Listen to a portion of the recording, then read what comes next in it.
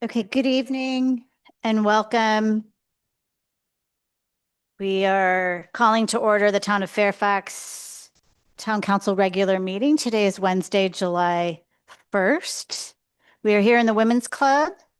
And Christine, could you please take a roll call? Yes, Mayor. Councilmember Blash. Here. Councilmember Garangeli. Here. Councilmember Kohler. Here. Vice Mayor Ager. Here. Mayor Hellman. I am here.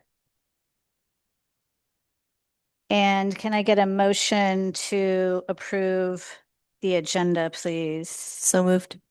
I'll second. Motion from Councilmember Blash and a second from Councilmember Kohler. Councilmember Blash. Yes. Councilmember Garangeli. Yes. Councilmember Kohler. Yes. Vice Mayor Ager. Aye. Mayor Hellman. I'm here. Thank you. Yes. Sorry, I'm a little confused on this. I'm going to ask that we all rise for the Pledge of Allegiance.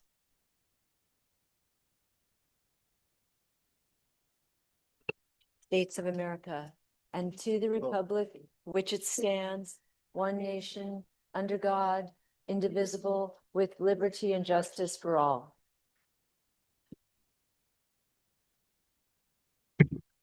We just had a closed session and I don't believe there was anything reportable. Town attorney is nodding her head, so there's no reportable items. And we did have public comment, which will be captured in the minutes downstream. Moving on to the land acknowledgement, the Fairfax Town Council acknowledges that we are located on the unceded ancestral lands of the Coast Miwok people of present-day Marin County. We honor with gratitude the land itself and all of its ancestors, past, present, and emerging. Meeting protocol, the mayor or presiding officer shall maintain order at all town council meetings. Council members share responsibility for modeling respectful professional conduct to effectively facilitate the meeting and encourage meaningful civic participation. All participants, including council members, staff, members of the public, and remote attendees are expected to engage respectfully. Profane language, personal attacks, ridicule, or character of motives, and discriminatory or harassing conduct are not permitted. And these standards apply equally to all viewpoints and forms of participation.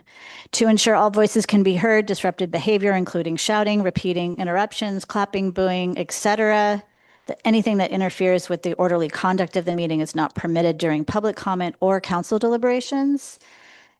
Applause is appropriate for ceremonial and celebratory items. Participants are asked to now silence their electronic devices. Thank you. Meetings will adjourn no later than 11 p.m. At approximately 9:30 p.m., the council will review the agenda to determine which items may be continued. Okay. We are now, I've already reported out on the closed session and I'm moving on to the announcements section. I do have a couple of announcements. Does anybody have announcements they want to talk about? Mike, did you raise your hand? Liesl, did you have any? Okay. A minute. Sorry, 1 second.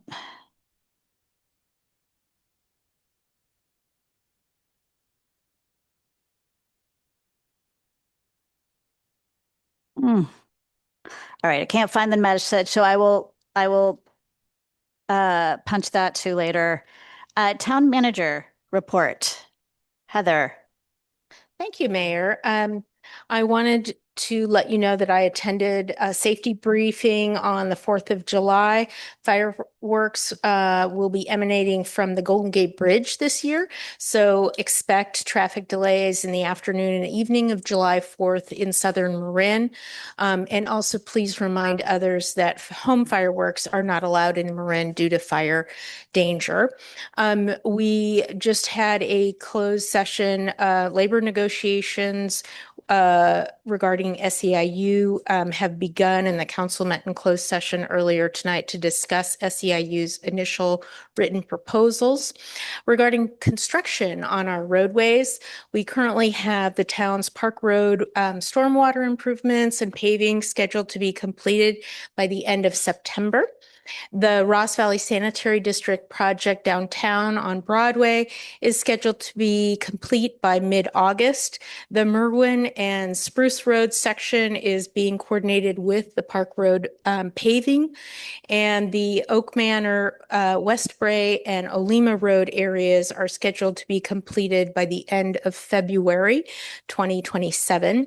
The Marin Water Project is scheduled to resume on July 13th, and be ended by the end of November, approximately. And the Marin Water will come back for an additional presentation of their timeline.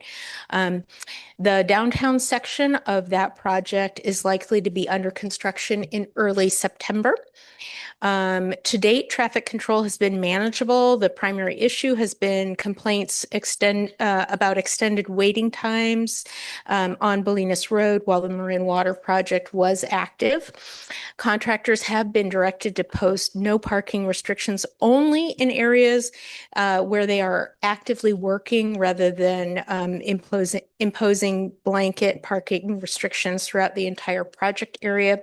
The next phase of the Ross Valley Sanitary District project will require one-way traffic on Broadway near School Street Plaza, with traffic in the opposite direction, detoured through nearby residential streets.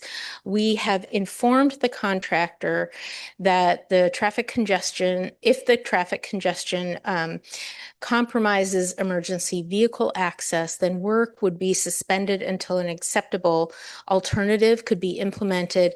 And one option currently being considered is performing that portion of the work during nighttime hours. And of course, then the question is, will it be so noisy that will also be an issue?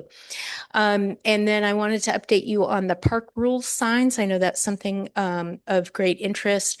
Those have been posted around Perry Park, the basketball court, ball field, Bolinas Park, Doc Egger, and the Wall property entrances on the road. Signs will also be installed in the next couple of weeks at the Gloria Duncan Reserve, which is off of Olima Road, and the Frank Lawrence Park, which is Klaus Circle. And then I wanted to mention that on June 22nd, so just recently, the tree committee discussed potential updates to the tree ordinance. So that'll be a future agenda item for the council.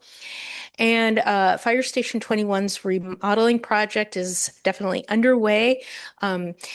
We just identified some additional required repairs, and so we can expect those to come back to the council at a future meeting. And then lastly, I wanted to remind everyone that we are planning a special meeting for July 22nd.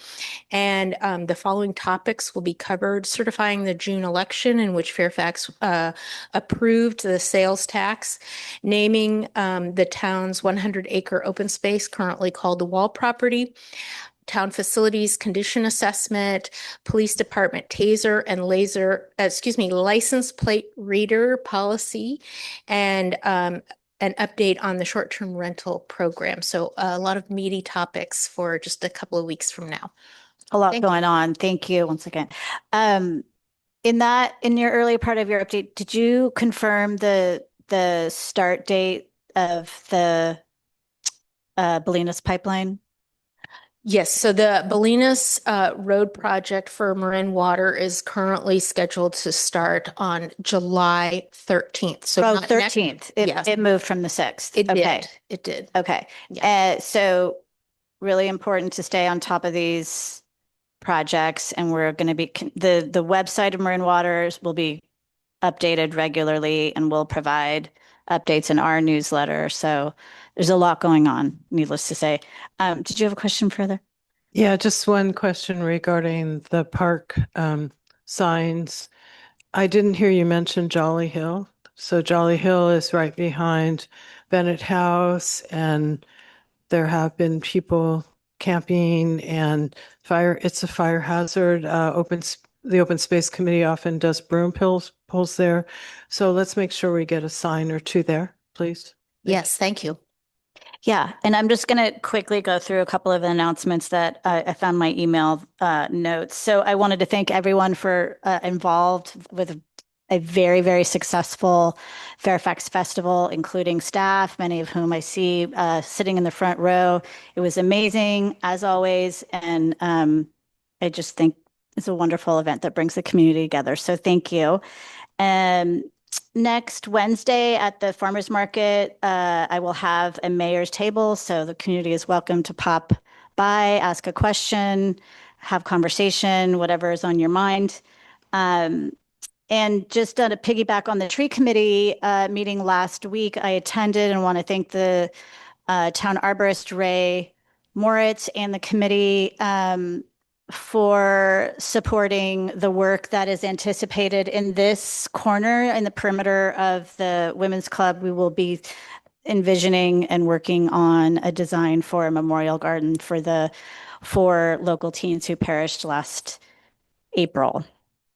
And then in my monthly reports, you'll see some information. We provided in the newsletter as well, the California Department of Insurance. So Fairfax has a very, very high rate of cancellation, house insurance, fire insurance, as you know, Vice Mayor. And the state approached us with some information related to that. And there's new carriers coming back into the market due to legislation and other updates. And so I just wanted to point the community to that information, which is in the newsletter. There's webinars. So if you've been canceled and you're on the FAIR Act plan, which we have a high density of residents on the FAIR Act, which is very expensive and not very good, please know that there's other carriers coming back to Fairfax. And there's information on the website and in the newsletter related to that. So those are the announcements that I wanted to make, and we can get back to the agenda. We are now at future agenda topics.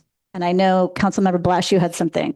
Yeah, I'd like to request that we put on the agenda a presentation from our consultant on our current pavement condition index, which I believe has been updated or is in the process of being updated, with information about how it's changed since the last time we reviewed our pavement conditions, and also with a current estimate about how much money it would take to bring it up to a reasonable standard. We had an estimate a few years back, and I think we need to revisit that. Thank you. Are we in favor of that? We are. I am. I'm seeing nods. Okay. Thank you, Councilmember Blash. That was one item. One item. Yeah. Okay. Anything else? I'm going to wait on it. Go Okay. ahead. I want to hear from Vice Mayor Eggert. Go ahead. Yeah, sure. You know, I've been tracking our legal costs, and I was reading the IJ the other day, and I see that Napa hired an attorney from the Marin County Counsel's office for full-time city attorney for Napa, and the pay is $266,000 a year. With our legal cost, our town attorney it's going to be over 300,000 by the time the year is out. So I'd like to see a discussion of the town council as to whether or not the opportunity is here for the town to have a full-time staff person be town attorney. There's certain advantages to doing that, and we've never really talked about having a full-time staff person be town attorney. And so I'd like to have that discussion. May I add some additional information to that, Madam Mayor? You may. I am very familiar with that position. There are also 4 attorneys under that lead city attorney. So the office in its entirety is 5 attorneys and a secretary. That's where the true cost comes in. That's a large city, though. Yes, but Okay. Thank you, Vice Mayor. I'm not in favor of that. We looked at this. We've looked at this many times. We know we're paying below market rate. We had to hire legal resources for the fire department. We know what all the other town attorneys are being paid in the county, and Janet is being paid far less than any of them. So I'm not in favor of that. I think we're getting a great deal. Frankly, what's driving up the costs are all the litigations. We have like 7 active litigations and a lot of frivolous ones at that. I'm not in favor of that at this time. I am in favor of reviewing it, yes. Lisa? Just taking a look at it, our total legal costs are going to be well over $1 million this year. It's not just our town attorney, but we've got BB&K also. So far, we've paid them $648,000. So we're putting out an awful lot of money out in it for legal, and having a full-time staff person would be really helpful for our short staff here. Lisa, we have 2 and 2. Okay, I mean, I think that I'm not interested in it just because we've already reviewed why we have the setup we have now and why we have the legal costs we have now. Okay, thank you. Anyone else have a future agenda topic? Okay, moving on. Open time for public expression is now, and these are items, this is the time for the public to address the council on matters not listed on the agenda. Each speaker is allowed 2 minutes to speak. The council may not take action or discuss items that are not on the agenda as restricted by state law. If there are more speakers after 30 minutes, and the time now is 6:49, open time will continue at the end of the agenda. Please. Hello, welcome.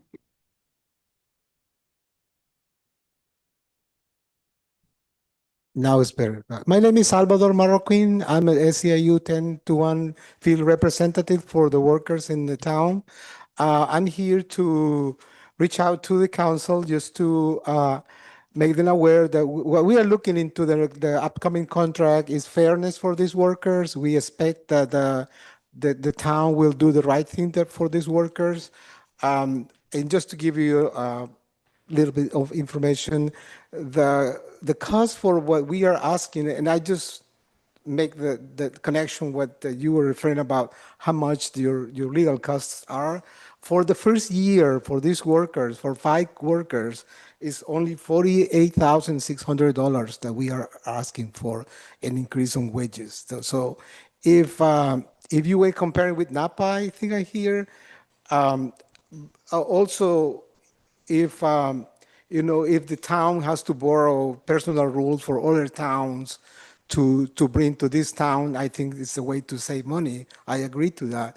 But unfortunately, we are not paying a market rate for these workers. So we want to make sure that the town acknowledge that and then they do the right. That's what I keep saying. They do the right thing for these workers. And we are also looking for a 3-year contract that will deliver justice for this worker. Thank you. Thank you.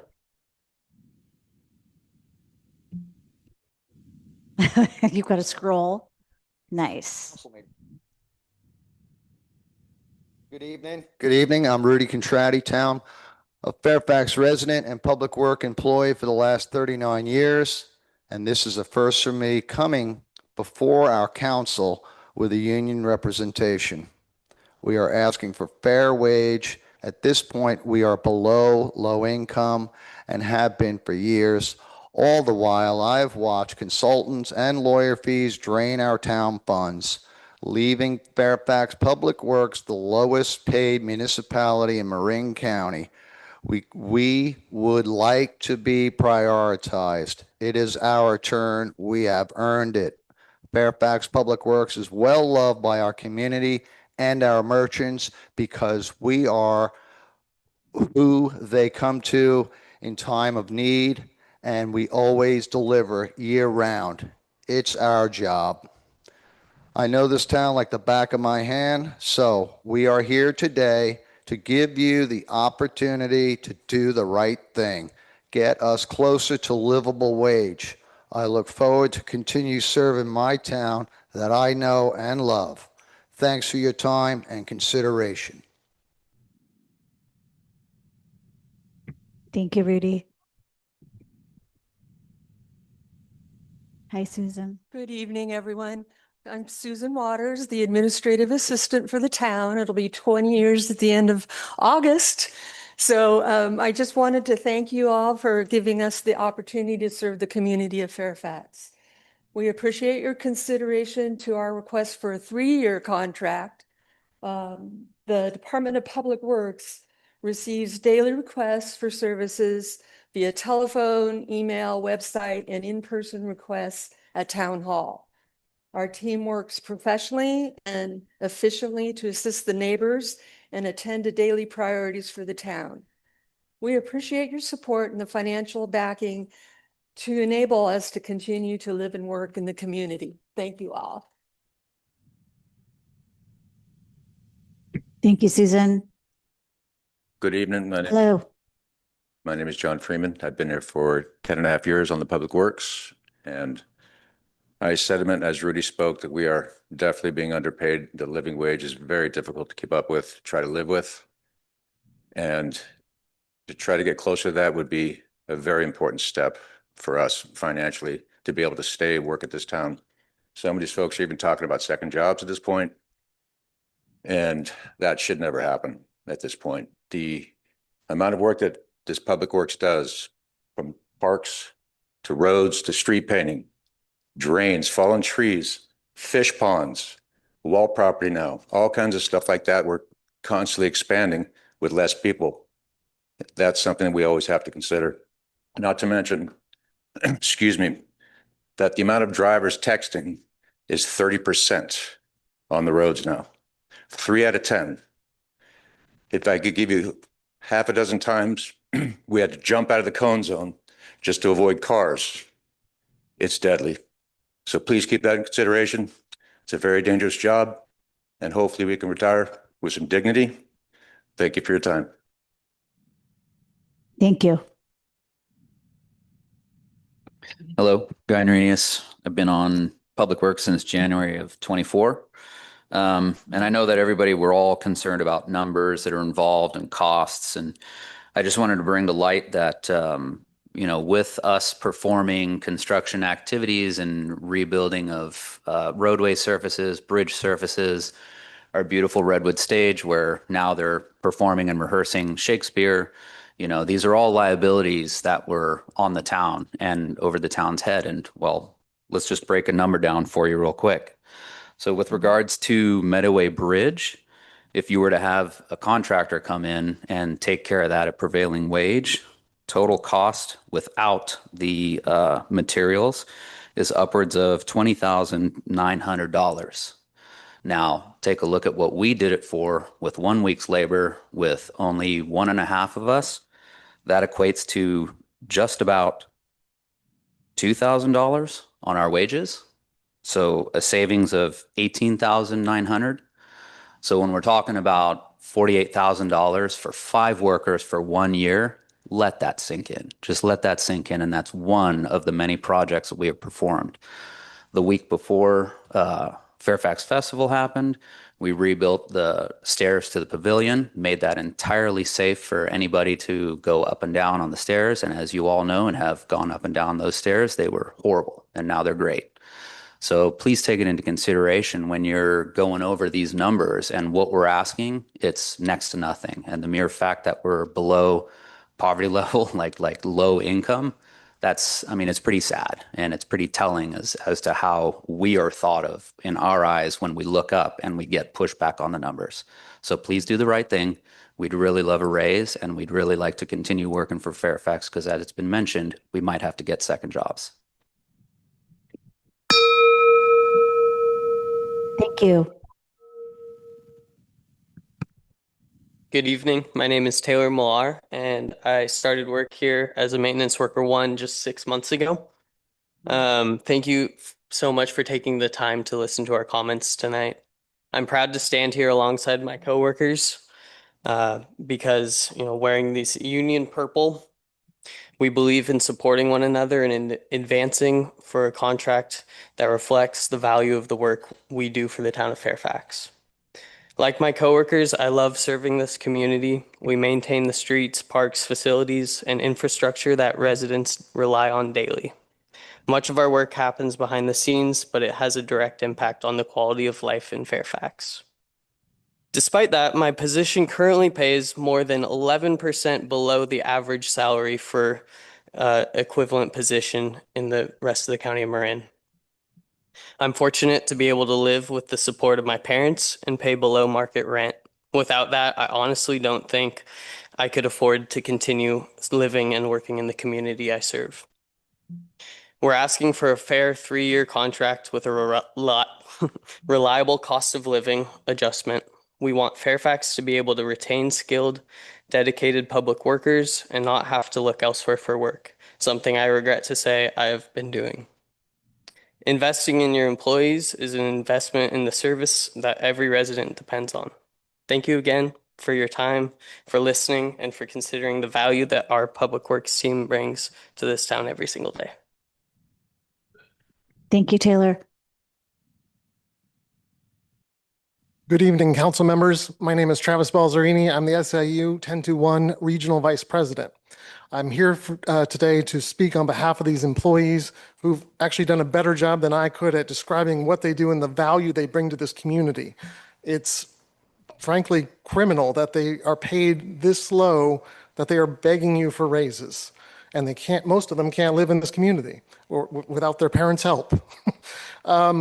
We ask that you please consider the value they bring and pay them accordingly. I will also remind you that we were partners on Measure J, which recently passed, and we're happy to partner with you going forward, but we need our employees taken care of. So please consider that. Thank you.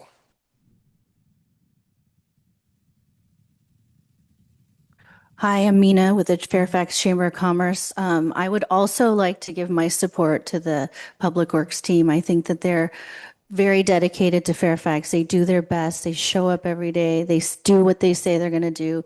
The stairs at the pavilion are amazing. I mean, I'm so grateful that we have them. But I wanted to talk about construction. We have a lot of construction projects going on right now. And I just heard that Marin Water is going to start on the 13th and go through the end of November. And I would respectfully like them to reconsider the end of November. We're already having to deal with a lot of shopping disruption.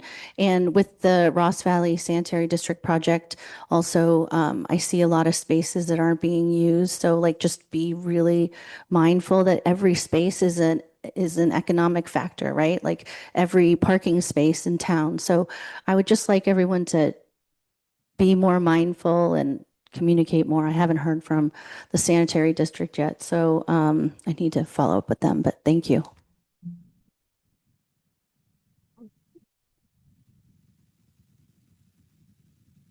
Good evening, Mayor and Council.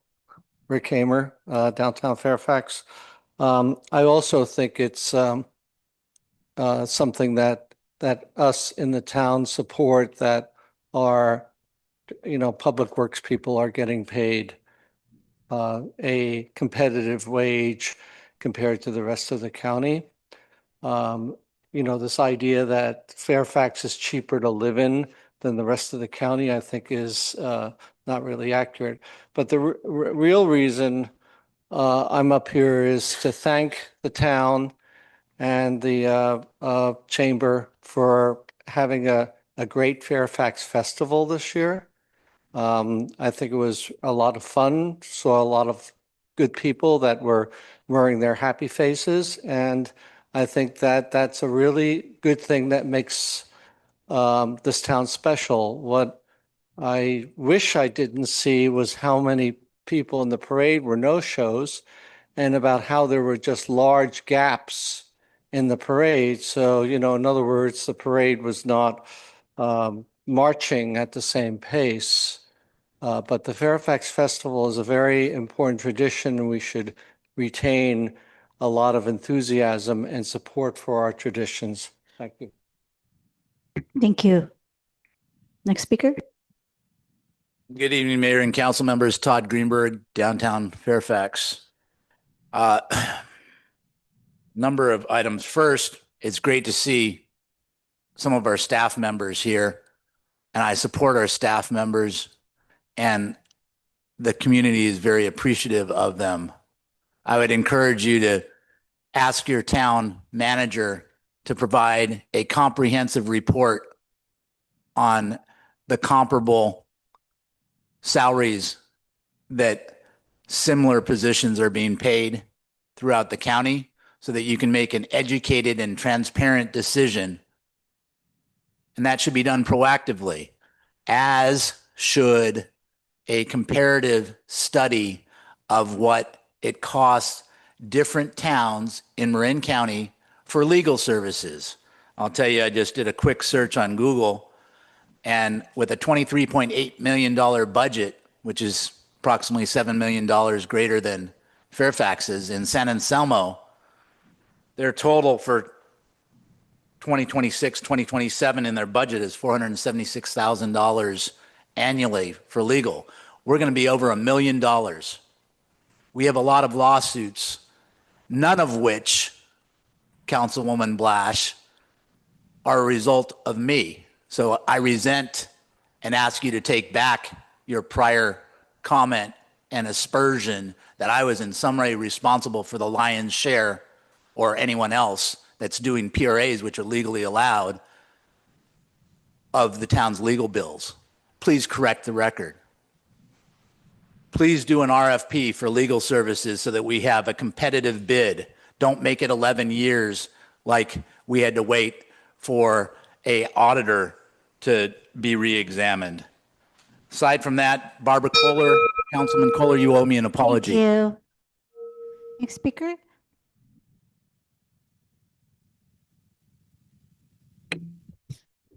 Mark Bell, Fairfax.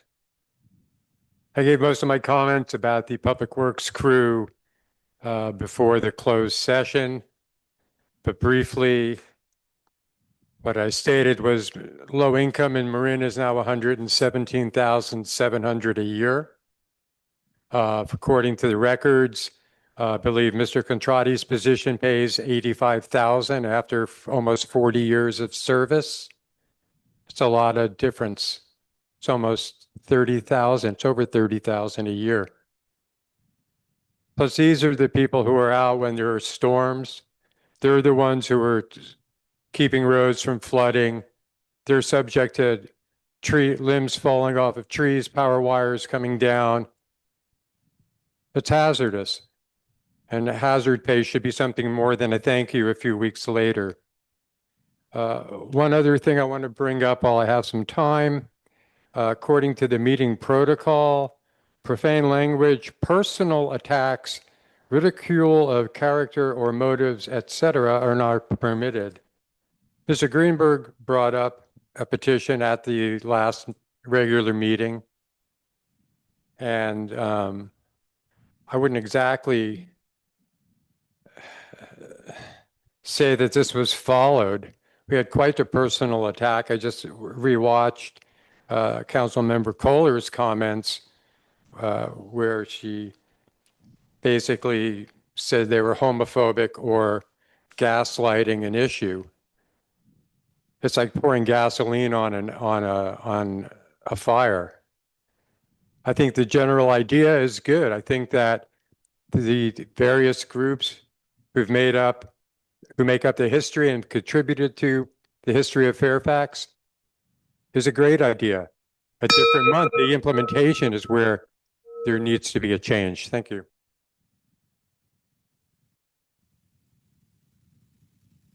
Thank you. Do we have any hands on Zoom? We have 3 raised hands on Zoom. The first speaker is Cindy, followed by a caller with a phone number ending in 9869. Cindy, you are unmuted. You may now unmute yourself. Hi, Cindy Ross, longtime Fairfax resident.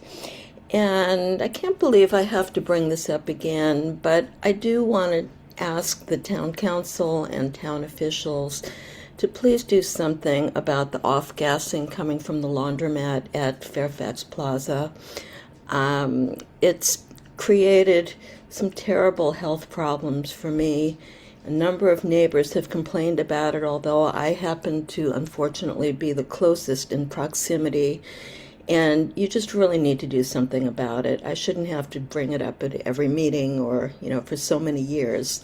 Please do something about it, or I am going to look into taking legal action.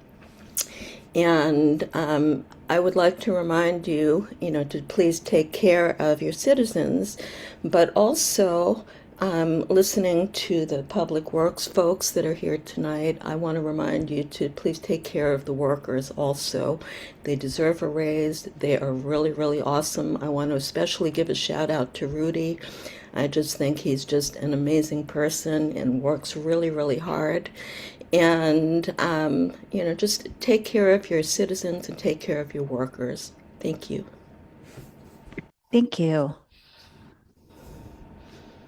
The next speaker is caller ending in 9869. You are unmuted. You may now unmute yourself.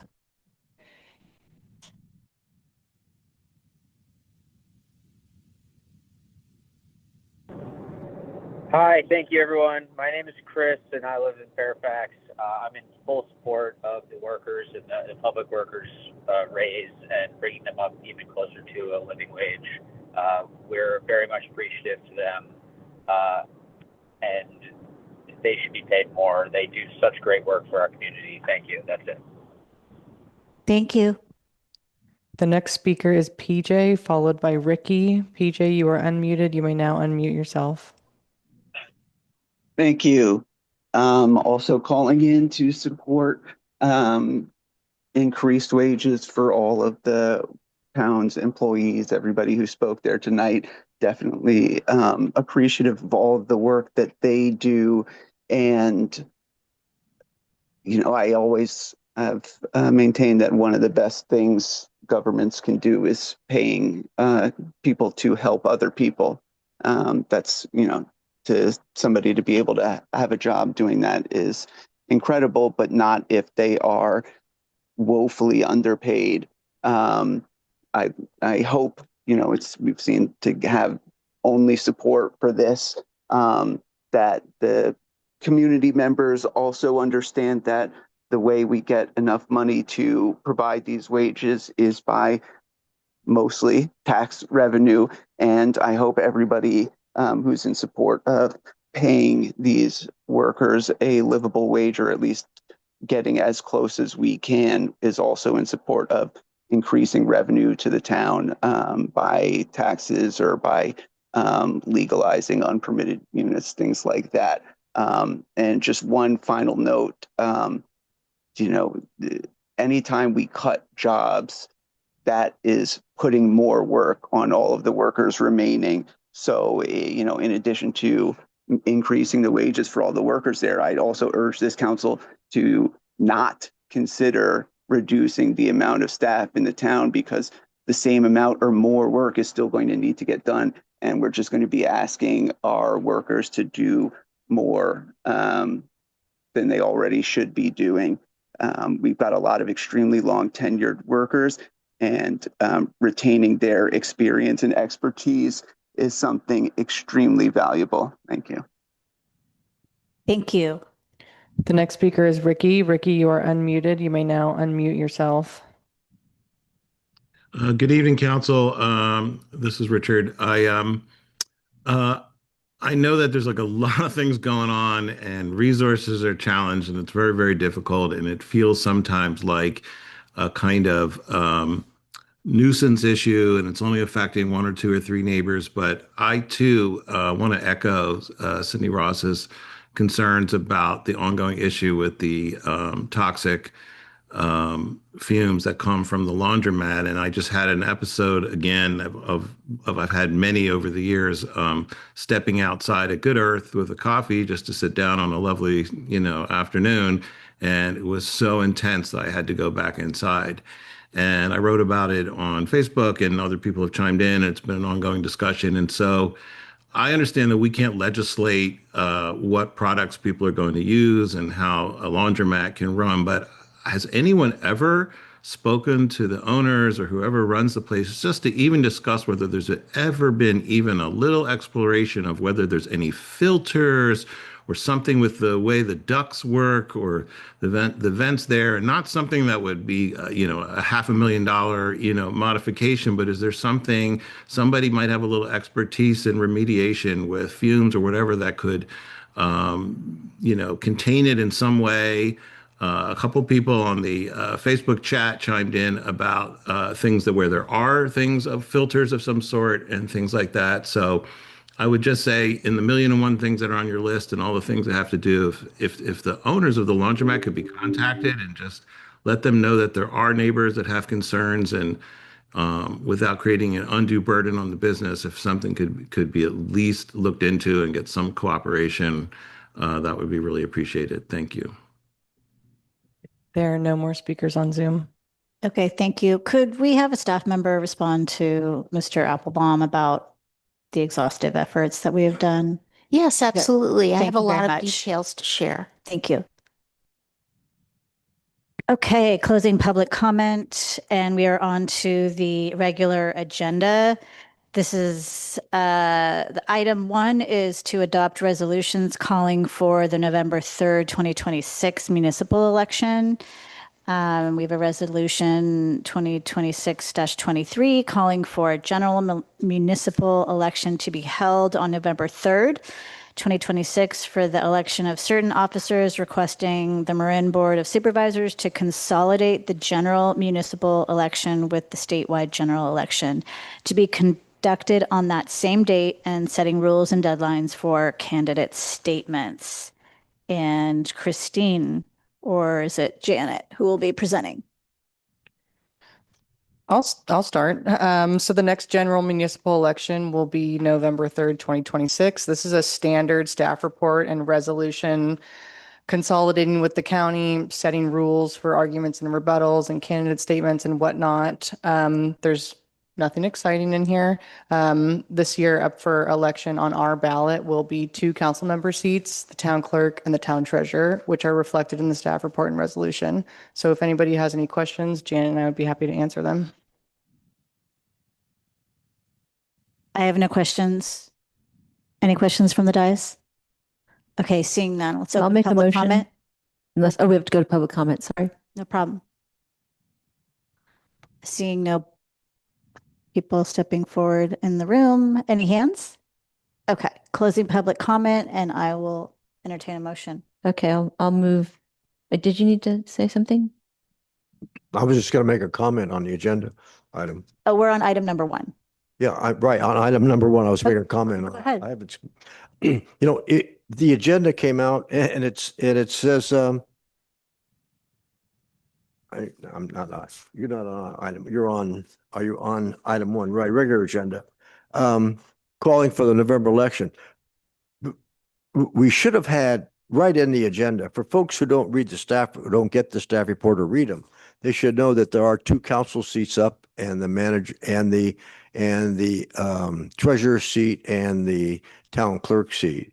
If it shows up on the agenda, because folks get the agendas, but they don't get the whole packet unless they actually go looking. So I think in the name of transparency, we ought to include more information on the agenda itself so folks know what's going on. That's all. Okay, noted. Okay. Can we get a motion? Sure. I move that we adopt resolution 202623 calling for a general municipal election to be held on November 3rd, 2026 for the election of certain officers, requesting the Marin County Board of Supervisors to consolidate the general municipal election with the statewide general election to be conducted on that same date, and setting rules and deadlines for candidate statements. I'll second. We have a motion from Councilmember Blash and a second from Councilmember Kohler. Councilmember Blash. Yes. Councilmember Garangelli. Yes. Councilmember Kohler, Yes. Vice Mayor Ager, Aye. Mayor Hellman. Yes. Motion carries.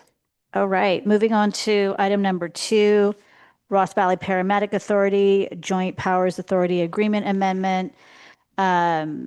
Approve the Ross Valley Paramedic Authority amended and restated joint powers agreement and adopt a resolution authorizing the town manager to execute said agreement. And I believe we have Chief Mahoney on the Zoom, who is presenting this one. Yes, you do. Good evening, council. And I have created a slide presentation that'll briefly touch on some of the key points of the staff reports. And after my presentation, I'd be happy to answer any questions. Great. Thank you for joining us this evening. Give me just a second, Dan. I'm pulling up your presentation. All right. While she's pulling that up, I want to note that we have a supplement for this item.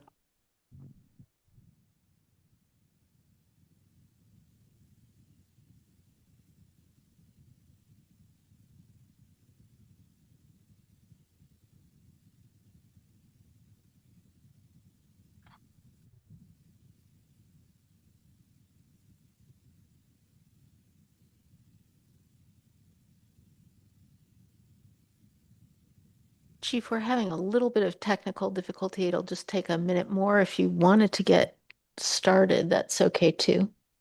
Yeah, if the council wouldn't mind, I do have some key points here that I could go ahead and get started with, and if the slide presentation comes up, we'll go ahead and pick it up from there.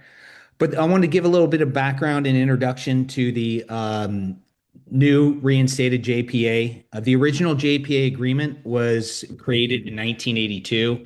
It was about a page and a half.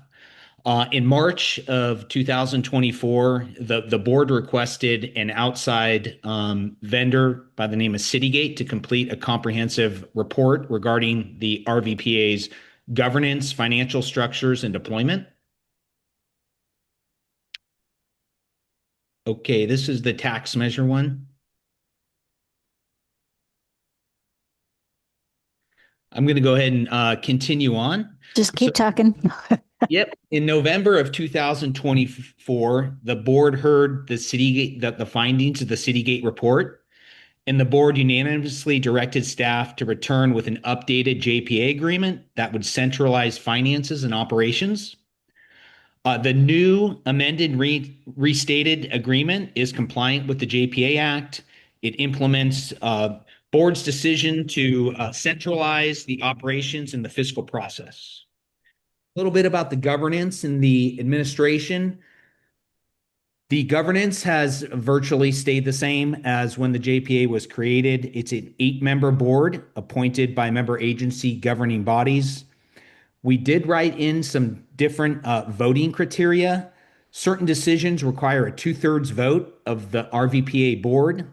Such decisions are expenditures over 3% of the operating budget, decisions to remove a member from the JPA, increasing the total annual expenditure budget after the annual operating budget is adopted, and any type of termination of the agreement. Fiscal structure, funding in return of net operating surplus. The fiscal year remains the same. It's July 1 through June 30th, so there's no change. The funding remains the same. The RVPA is funded through parcel tax and transport revenues of member agencies. The goal is to have equalized tax rates in cycle among all jurisdictions at the end of the proposed next tax cycle, which is my next presentation. The tax rate is based on projected costs that can be lowered if the costs go down. So you'll see in the next presentation, there's an up to amount. If the tax fails for one of our member agencies, they will need to bring it back to the next tax ballot. And if it fails 2 consecutive times, then the directors will meet in good faith to determine how to proceed further. So this is a new addition to the JPA. We also outlined the treasurer's responsibilities. The treasurer determines the net operating surplus at the end of each fiscal year. Membership in JPA, new membership. If somebody would like to be a new member of the JPA, there'd be a 2/3 vote of the RVPA board to recommend that the member join the RVPA. But the member first must pass a tax, so they obviously they must have a way to pay into the RVPA.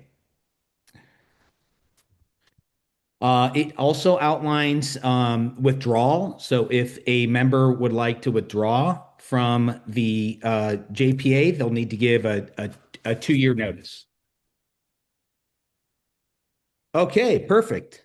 We are on legal protections.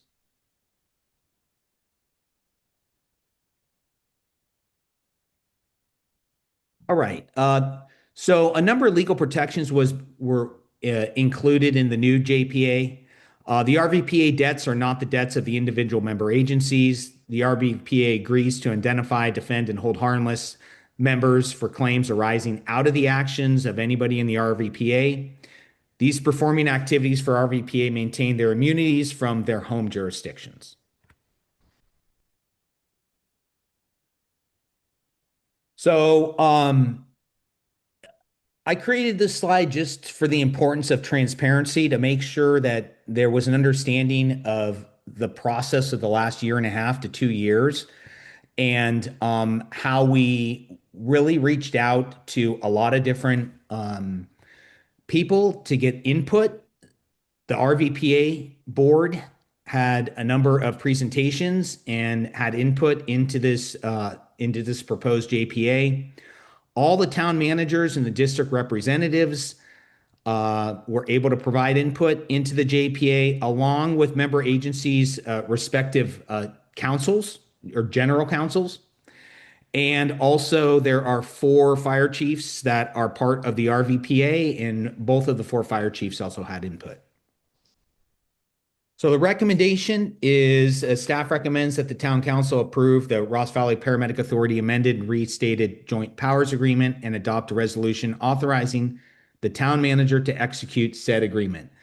That's the end of my report, and I'm open for any questions.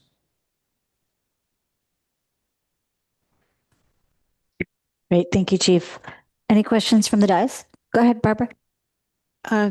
Thank you, Chief. I have 2 questions. One is, at least my reading of the JPA agreement says that a member agency may be removed from RVPA upon the 2/3 vote of the board at a public meeting.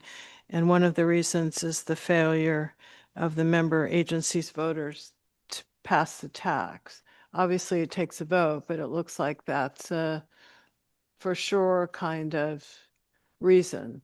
So you mentioned something about they'll decide.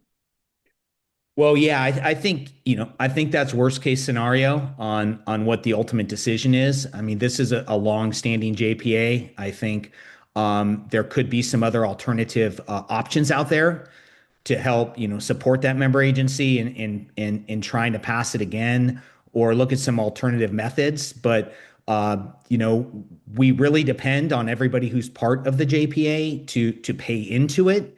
And if a member isn't paying into the JPA, we're going to have to look at some different and innovative ways to try to supplement that. Or, ultimately, if the board decides that, if that member agency can't fund the JPA, then they can decide at a 2/3 vote to vote a member out.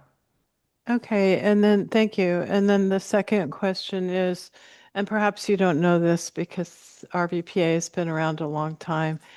I've always wondered why Corte Madera has a different tax rate. I know part of the JPA agreement is to get them up to par in about 4 years, but do you know why they had a different tax rate? So back in 1999, I was alive then. Back in 1999, there were negotiations that were done with the city of Corte Madera, and the deployment of a second ambulance, which we still have now based in Corte Madera. And some of the agreement back then, 27 years ago, was that the Corte Madera would pay less in taxes. I have reached out to try to find out the history behind that. I haven't been able to, but I think part of this study, it was recognized that all member agencies are getting the same service and should be paying the same amount. So that is the intent of this next tax cycle, is to bring everybody up almost equal, within 25 cents, almost equally to what everybody, so everybody's paying the same. Thank you, Chief. A question, Mayor? Go ahead, Vice Mayor. Sure, Chief, in reading this packet, the ordinance itself says this year we'll start at 107.50 for fiscal year, well, that says fiscal year 27, 28. It goes to the fourth year, it says 119.50 in the ordinance. And then when you look at the ballot question says over 4 years at a rate of up to 107.50. Excuse me, Am I looking at Vice the right Mayor thing? Egger, there are actually 3 Ross Valley paramedic items on this agenda, and we're just on the first one, which is just the JPA Yeah, we're talking language. about agenda item 2. And I think you're on. Oh, I'm on 3. Yeah. I'm on 3. Yeah. So just save that for the next one. Or did you have a question on this one? Well, what did I have? No. So there were different numbers on in number 2, I think. Where did I see them? Oh, it's on the consent calendar. There's different numbers again. So when we get the consent Okay. calendar, all that. Open public comment on agenda item 2. Seeing none. Any hands raised? Okay, closing public item. Closing public comment on item 2. I don't have any questions. Really appreciate you being here. I think you're on vacation, so thank you for your time. I know we have a couple more to get through. I'm happy to make a motion, but Great. I also want to answer something Let me make that a Vice comment, Mayor too. brought up. Thank you. I'm sorry. It's just, Go ahead. I know Councilmember Blash is the rep, is just, I was very confused because the numbers kept changing as well. And that's one of the reasons why we got the supplement, because the Exhibit A that was attached to the staff report had different numbers in it. So the supplement, I think, clears that up. So just, and Councilmember Blash, go ahead. Okay, thank you. I just wanted to say thanks to our chief and to all of the fire and paramedic staff, the consultants, and the rest of our board members for working so diligently on improving the efficiency and transparency of the JPA. I think this started out as a request for just a study looking at deployment and where would be the best place to have an ambulance station. And it sort of morphed into this sort of better government move at the same time. And I just have to say, having been involved in this, it's been an amazing process. And it's been just really heartening to see people work so hard at trying to make things better. So I'm grateful to everybody who was involved. Thank you. So I'll make a motion that the town council approve the Ross Valley Paramedic Authority amended and restated joint powers agreement and adopt a resolution authorizing the town manager to execute said agreement using the supplement, which is a revised Exhibit A. Second. We have a motion from Councilmember Kohler and a second from Councilmember Garangelli. Councilmember Blash. Yes. Councilmember Garangelli. Yes. Councilmember Kohler. Vice Mayor Egger. Aye. Mayor Hellman. Yes. Motion carries. Terrific. Thank you. All right, moving on to item 3.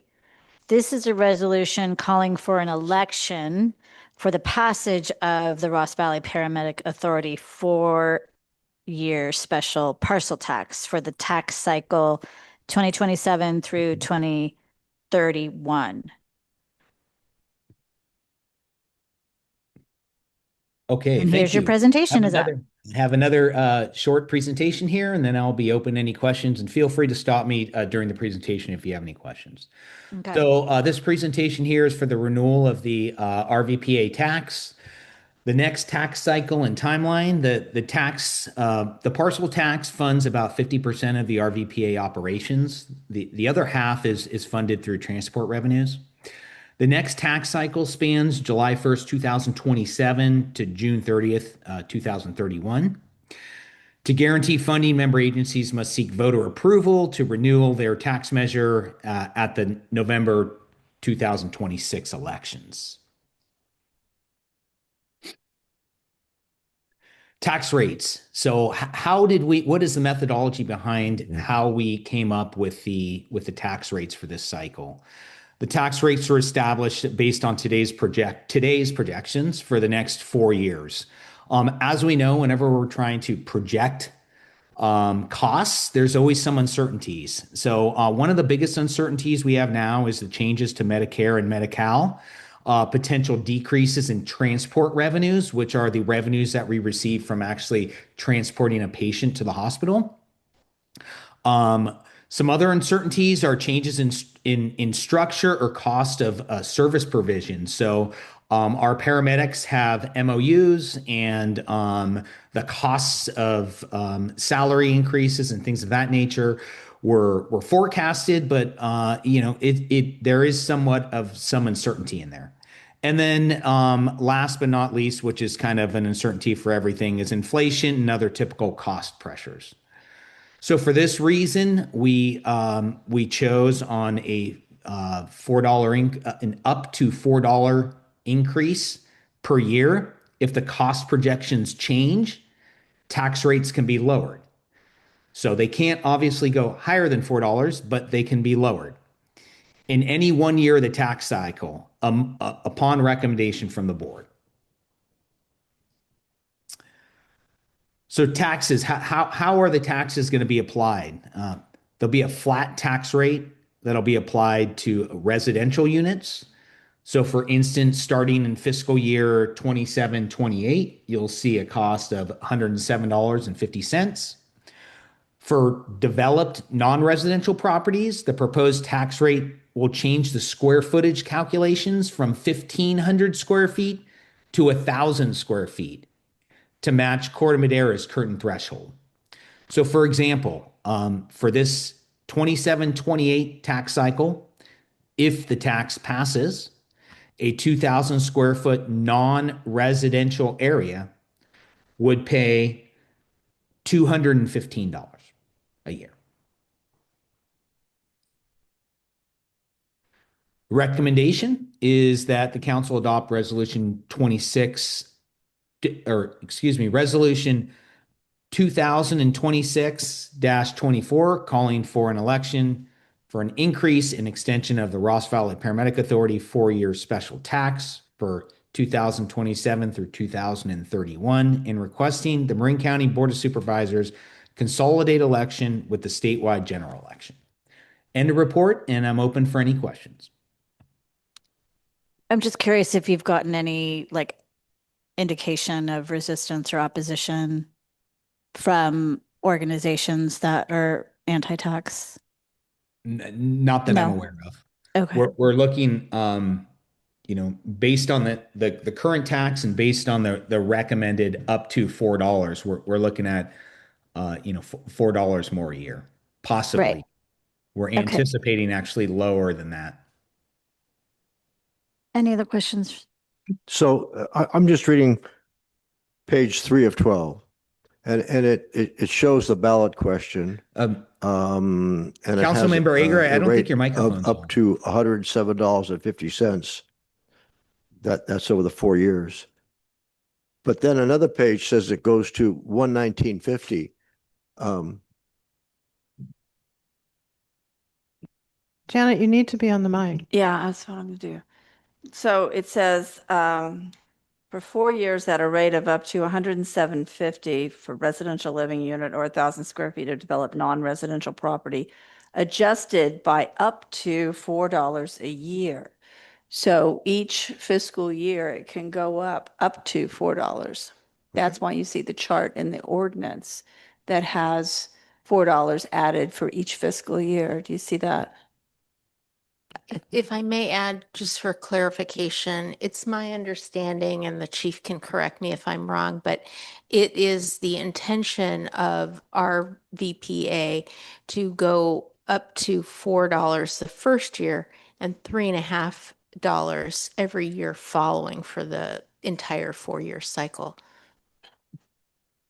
So that's reflected in the supplement, right? The first year at 4 and then every year thereafter at about 3.5. That's correct. Okay. So this figure says 107.50. Is that wrong? That's correct. That's the $4. And then the $3.50 is under $4, but the ballot language, because of the word limit on the ballot language, they could only say up to $4 and not clarify the $3.50 in the following years. You couldn't get that much detail in there because it's 75-word limit. Right. And so you had to say up to 4 when it could be 3.5. Do you know what I mean? It's not going to remain at 107.50. No, 107.50 is for next year, the next fiscal year. And then it can go up to $4. If maybe it's only going to go 3.50, but 75-word limit on a ballot question, that's what you are stuck with. The way you explain it. It's just kind of confusing for someone who's going to go down and vote. They're going to say, well, I'm going to pay up to 107.50, and then 4 years from now they'll be paying they'll be paying maybe 119.50. Frank, it says in the ballot question, 107.50 per resident, blah, blah, adjusted by up to $4 a year. So you have to read on the ballot language. It goes on to say adjusted by up to $4 a year. So that's, Shouldn't it say not to exceed at some point? I mean, I don't know, but I'm just saying. Well, it is not to exceed $4, but you can't put the actual amount because it depends on what your square footage is, right? okay, so if it starts at 107.50, is that going to be the second year or this year coming up? It's 27, That's 28. 2027. 26, 27, 27, 28. 27, 28. 27, 28. Okay, not this coming year, the next year. That's correct. That's the first year of the agreement then. Yeah, it's on the general Okay. election for November, so Okay. it's the year after that. Okay.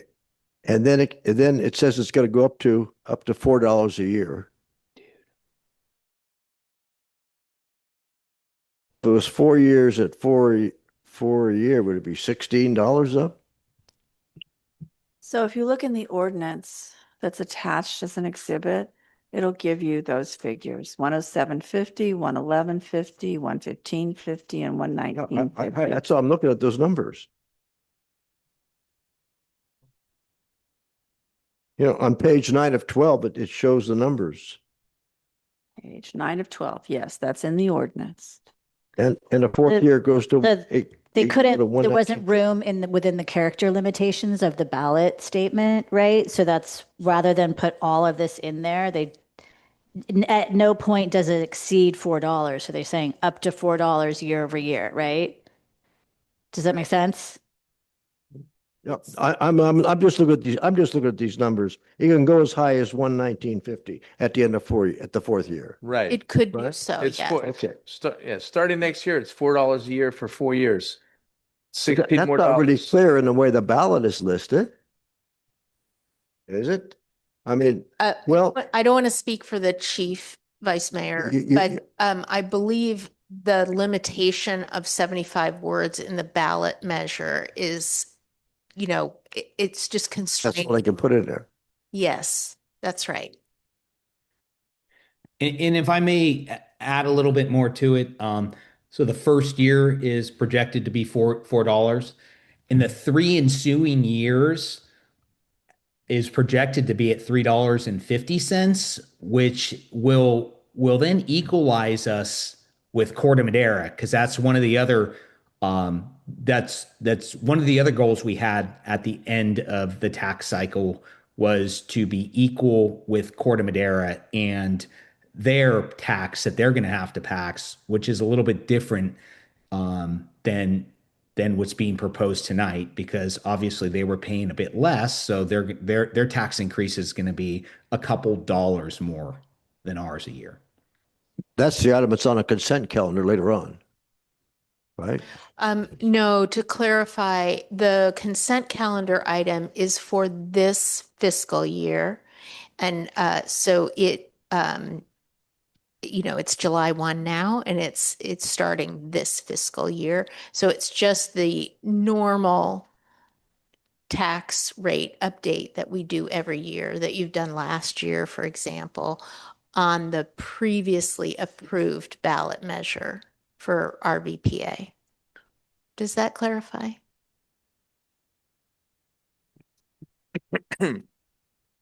All right, I'm going to open it up to People read the public ballot, comment. they're going to think that's going to go to $107.50. Okay, I'm going to open public comment on this item.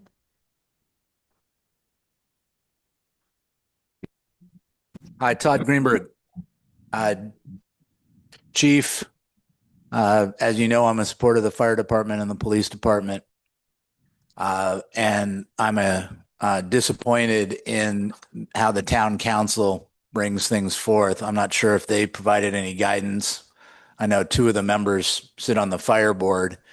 So I'm guessing that their thinking pervades some of this, but I'm not privy to what the decision-making process was. Mayor Hellman asked earlier, Mayor Hellman sits on the board, last I knew. I do not sit on the paramedic authority board, so. Okay, fire board. Anyway, the question is that the mayor asked whether or not any tax advocacy or expert groups were consulted for this. And I want to ask whether there's still time for them to be consulted. What is the deadline before this town council would have to approve this? Is there still time for the paramedic authority to consult with either the Howard Jarvis Taxpayers Association or Coalition of Sensible Taxpayers so that they might get their input on how to best achieve the desired result? Could the town council or the town attorney or the fire chief answer that, please? Next speaker.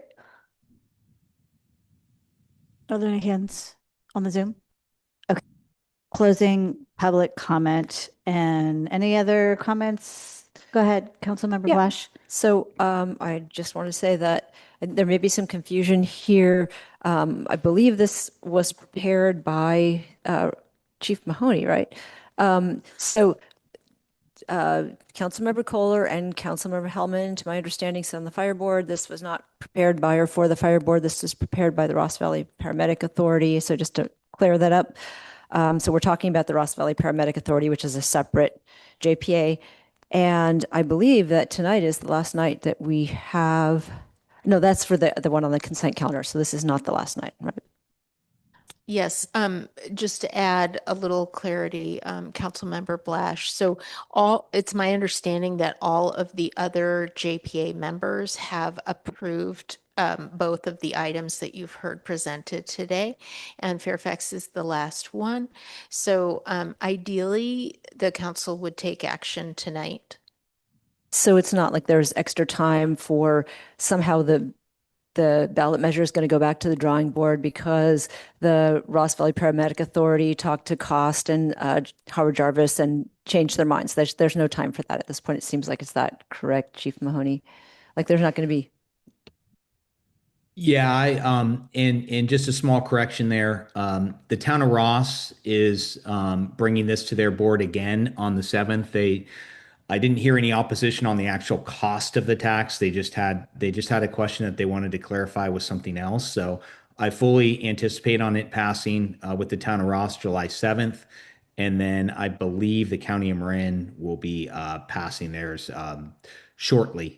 So all of the other 5-member agencies have passed the tax. Okay, great. But we've not had pushback in the past on this tax, which comes up every 4 years and has for a long time, right? Not that I'm aware of. I believe, and don't take my word for this, but I believe once over the almost 40 years, one agency didn't pass the tax, and it went out again and passed the tax the next time. So very successful, as you can see. The cost increase of a fairly acceptable rate of $4 a year for the next 4 year, up to $4 a year for the next 4 years. $16 in 4 years is something we Reasonable. take pride in. Is something we take pride in. There was a lot Yeah. of time and energy put into making sure we keep the costs down. And I think anybody who has experienced our paramedic services know they're really top notch. At our last meeting, we had a survivor story from someone who had been basically had his life saved by our paramedics. And I just think it's a really important service. Yes, we all do. Go ahead, Councilmember Garangeli. Percentage wise, Chief, what does that come out to? I was just going to do it on my Percentage The $4. Is that about 2.5%? What's the increase? I believe it's about 2.9%. And that's in the supplement, I believe. Yeah, and in the supplement, first year 2.9%, second year, which we're anticipating it to be $3.50, 2.79%, the third year 2.70%, and then the fourth year 2.62. Thank you. So I'm ready to make a motion, and I would also say that it was Corte Madera several years ago that failed to pass the tax, and they put it on again, and it did pass. So I worked with firefighters several years back on this. So I would say staff recommends that the council adopt Resolution 2026-24, calling for an election for an increase and extension of the Ross Valley Paramedic Authority RVPA 4-year special parcel tax for 2027, 2031, and requesting the Marin County Board of Supervisors consolidate the election with the statewide general election. Second. We have a motion from Councilmember Kohler and a second from Councilmember Blash. Councilmember Blash. Yes. Councilmember Garangeli. Yes. Councilmember Kohler. Yes. Vice Mayor Ager. Aye. Mayor Hellman. Yes. Motion carries. Terrific. Moving right along to item. Thank you, Chief. You're going to sign off now, right? Thank Okay. you. Yes. Thank you. Thank Take you. care. Item number 4 is initial study and mitigated negative declaration for Creek Road Bridge. This is a public hearing and adopt a resolution adopting the California Environmental Quality Act, CEQA, final initial study and mitigated negative declaration, also known as an ISMND, and mitigation monitoring and reporting program for the proposed Creek Road Bridge seismic rehabilitation project and approve project. I see Kristen Arnold is here, or she was. She's right Oh, here. there you are. Welcome. Thanks for being here. I know Christine's just getting the presentation pulled up. Oh, okay. Okay.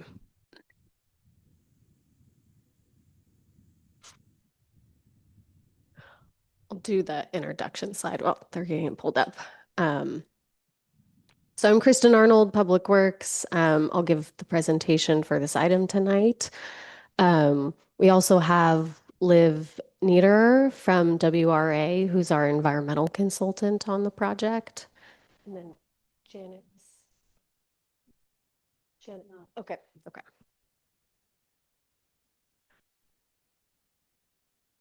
Nice. Okay. So Creek Road Bridge is located on Creek Road in Fairfax. It was built in 1929 and did have some major repairs around 2006. The primary issue facing the bridge right now is seismic vulnerability.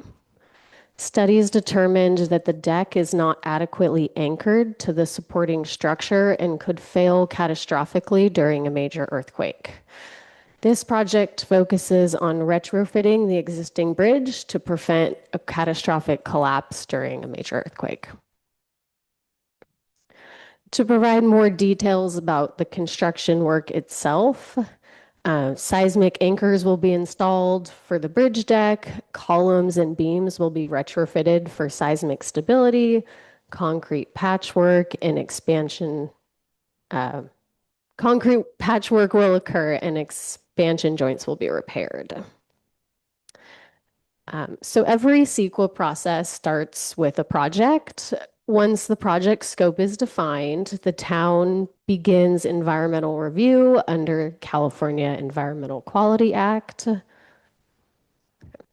Some projects are exempt from CEQA, and if a project is not exempt, for example, if work occurs in a sensitive area like a creek under a bridge, the town prepares an initial study.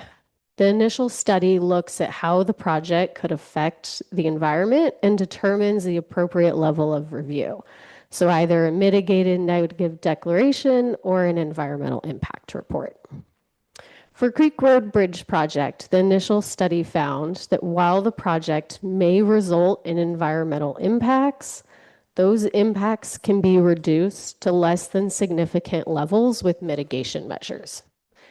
Based on this analysis, preparation of a mitigated negative declaration was determined to be the appropriate level of environmental review under CEQA.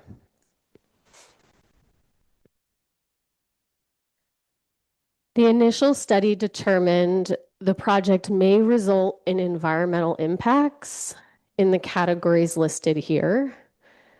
The ISMND determined that all environmental impacts can be mitigated to less than significant levels with mitigation measures in place. The IMSND includes a mitigation monitoring and reporting program specific to the Creek Road Bridge project to ensure environmental impacts are mitigated during construction. And a helpful example of a mitigation measure is when work occurs within the creek, it shall be conducted during the dry season, June 1st through October 15th, to avoid disrupting fish migration cycles.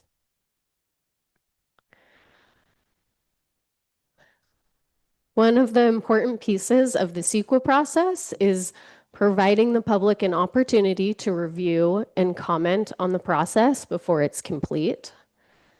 The draft ISMND was circulated for a 30-day public review period. Letters were sent to residents who were most impacted by this project, and a notice was advertised in the Marin IJ.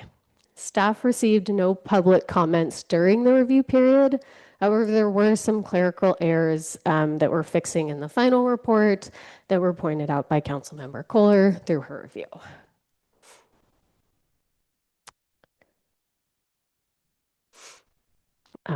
To close this out, our conclusion from the environmental review process is that all potentially significant impacts can be mitigated to a less than significant level, and there's no substantial evidence that the project will result in significant environmental impacts with mitigation in place. So with this, staff recommends adopting the ISMND and the MMRP and approving the project. And then happy to answer any questions. Thank you, Kristen. Vice Mayor, do you have any questions? I do have, I've read this whole packet, and it says that it's going to be, the work's going to take place during the dry season. I'm not sure when they're actually going to get in there and do this work. Right now it's July and the creek is running. Are they going to somehow bypass that creek? What are they going to do with that creek? I know I'm asking WRA, not necessarily you. Yeah, I can help. I can answer that question. So the project which is required by mitigation measure, would use a creek diversion system. So if there is water in the creek, and even if there wasn't, just in case, because it's required by the applicable permits, prior to any work within the creek, a stream diversion system would be put in place to make sure that water is not flowing through the work area, and that fish cannot enter the work area while there is work being done in the creek bed. And that would be removed prior to the conclusion of construction work. I just went down the creek today. It's running pretty good. Do we have a time when they think they're going to get in and do this project? So the plan is to construct during the dry season. So that is from June 1st or June-ish to October. And that's when that stream diversion system would be in place. And the purpose of that is to ensure that there isn't water going through the work area. So even if there was water flowing in the creek, it would be diverted and out around the work area. Do you want to describe what that means, diverted? Yeah, so it basically means that a cofferdam would be installed upstream of the work area. So that would prevent the water from entering the specific portion where there would be equipment and work in the work in the creek. And then water is usually diverted through a pipe or some other means to go around and then continue on downstream. And then the cofferdam is removed following completion of the work. But the report also says that the bridge is not a historic bridge, but it's going to be 100 years old in 3 years. What defines a historic bridge in Fairfax? So there's different requirements, usually historic listing. It has to be considered historic for listing on the California Register or the National Register of Historic Resources. There's different criteria that apply. A structure does have to be of a certain age, which the structure is quite old.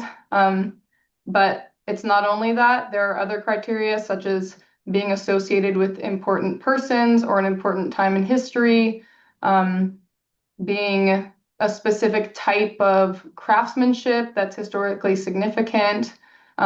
So this bridge was not found to be eligible for listing on the National or California Register in accordance with the applicable criterion, even though it is old, as you mentioned.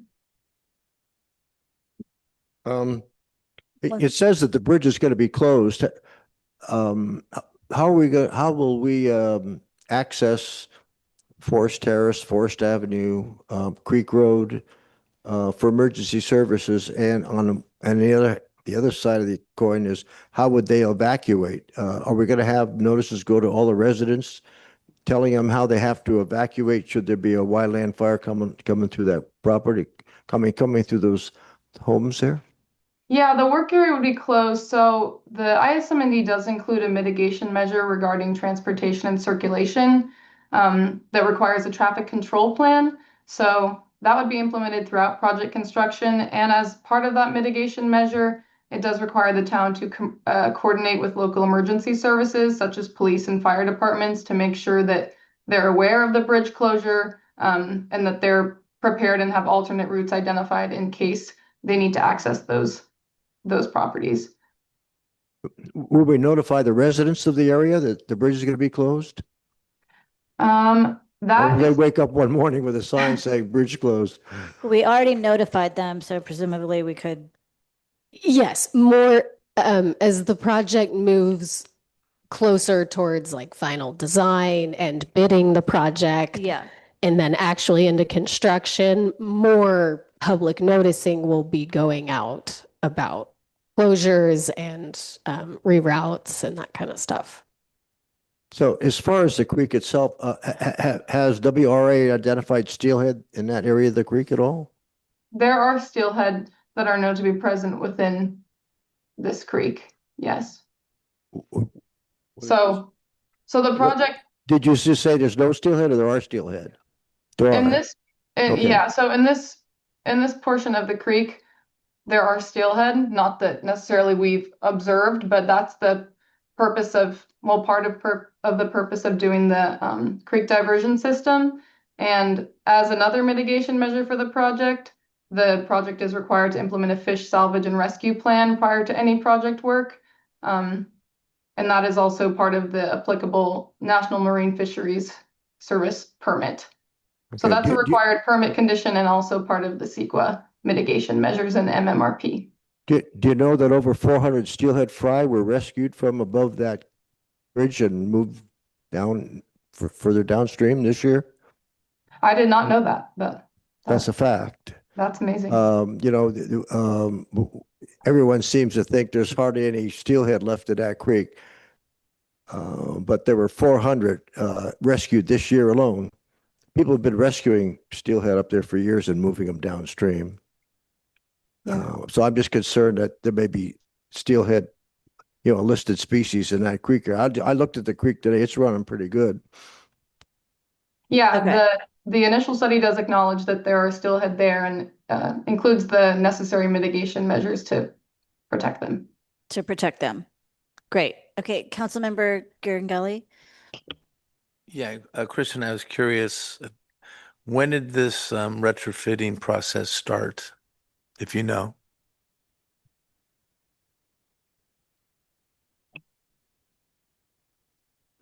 I think I would need to double check that because I'm worried that the year I'm thinking it's of not a may gotcha be from another bridge. I'll say it a different way.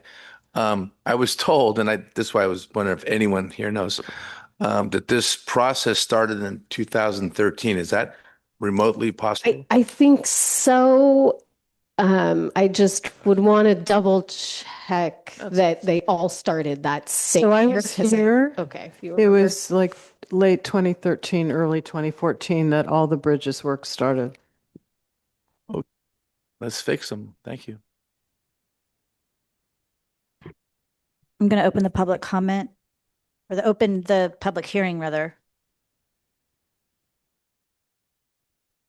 Seeing no one in the room. Is there any hands raised?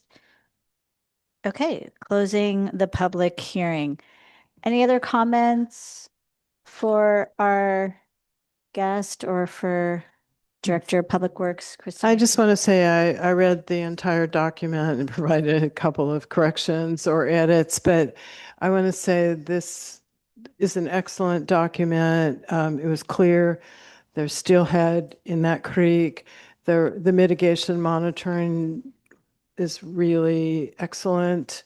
The measures to prevent those impacts are great. So I would like to make a motion that we adopt the resolution adopting the California Environmental Quality Act, CEQA final initial study and mitigated negative declaration IS/MND and mitigation monitoring and reporting program MMRP for the proposed Creek Road Bridge seismic rehabilitation project and approve the project. I'll second that. And also thank you for the excellent description of mitigation measures, which were very interesting.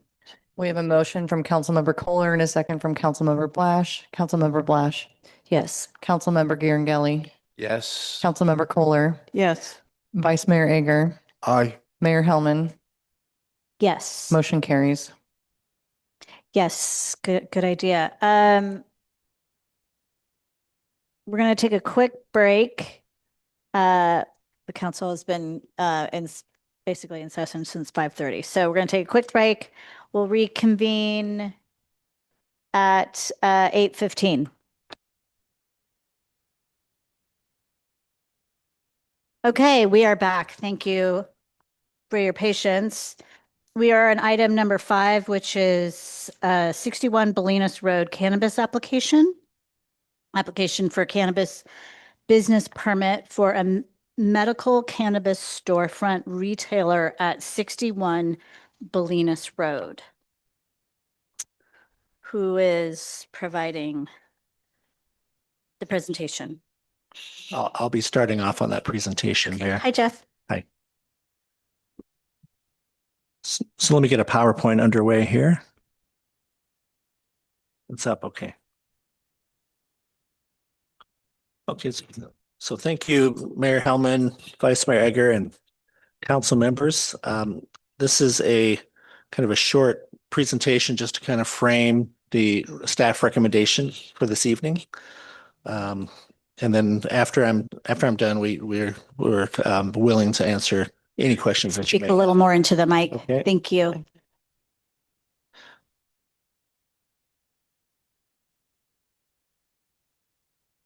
There we go.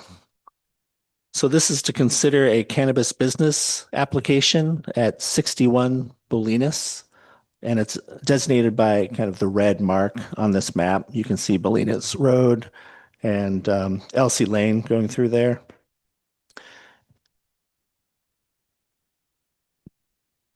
So as far as the process goes, it's fairly straightforward. The town opened the application process, and during the application process on February 23rd, we received an application and only one application for a cannabis business from Lynette Shaw or the Marin Alliance for 61 Bolinas. So the application has 3 phases, of which we've got through 2 already. The first is application submission and initial review. And so this is kind of a bullet listing of what's required there. Business and organizational details, business plan, including financial capacity and operational procedures, security and safety plans, proof of compliance with California state licensing, traffic and site plans, fees and deposits. We also required that a traffic study be completed, and that was completed. Then the second step of the process is planning commission review and scoring. And so the planning commission did hear this item a couple of months ago and scored it with a score of 83.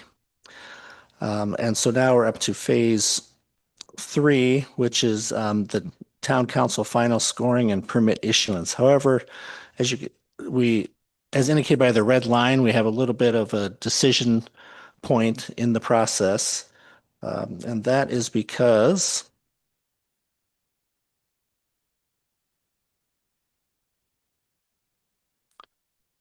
I don't know, my slide's not. Oh, there we go. So the town code has 3 disqualifying issues related to cannabis businesses. The first is the location of 61 Bolinas is within 600 feet of a youth center. And the youth center in question is called the Pavilion, as you're all aware. It's 209 feet to the Pavilion property line, about 300 feet to the Pavilion building. And the Pavilion qualifies as a youth center. We did a little additional analysis and determined that about 75% of the time it's used for children events, and the other 25% of the time it's used for more adult events. So under our definition in the town code, this qualifies as a youth center. The second disqualifying issue is that it's within 300 feet of a daycare. It's 243 feet from the First Friends preschool. This meets the definition of a daycare center. It has up to 24 children each day, and so it qualifies as a daycare center under the town code. Also, the third disqualifying event is that the business has no on-site parking. 4 parking spaces are required under the town code. And so just to go into those a little bit more detail, this is a map that indicates the location of the site, and it's from property line to property line is how it's defined in the code. So there you can see the red mark that designates 61 Bolinas, the 209 feet to the property line of the Pavilion property, and then the 243 between the property line of 61 Bolinas and the First Friends Daycare Center property. So the parking requirement is under Town Code Section 17.110040D1A. And for medical use storefront retailers, it requires 3 on-site spaces for the first 500 square feet, and then 1 space for each additional 500 square feet. So you would end up with 4 on-site spaces for a square footage of 1,150 square foot building. So a question that has come up is, why can't a variance be issued for any of these? And this is not available in this case, and the main reason there is we cannot make the findings for all of those variances. The state code, state government code, section 65906 has the criteria for a variance, and I just summarized these just real briefly in yellow on the right side. Essentially, you can only issue a variance if there's special circumstances, and like examples of this would be if the property is like in a regular shape. We actually have variances all the time on the kind of the residential side of the equation in Fairfax because we have a lot of strange shaped parcels and a lot of steep sites. So if there's topographical constraints or constraints due to a water course or something that's just really unusual and cannot meet the requirements under the zoning ordinance, then that would be a reason for a variance because that would be a special circumstance. There's no special circumstances in this case. Another finding that you are required to make in order to issue a variance is that it can't be considered a grant of special privilege. You can't kind of pick and choose winners. It has to be, everybody has to be treated the same, equally under the code. Also, the land use must be permitted. And in this case, it's a permitted use. So that third one doesn't apply in this case.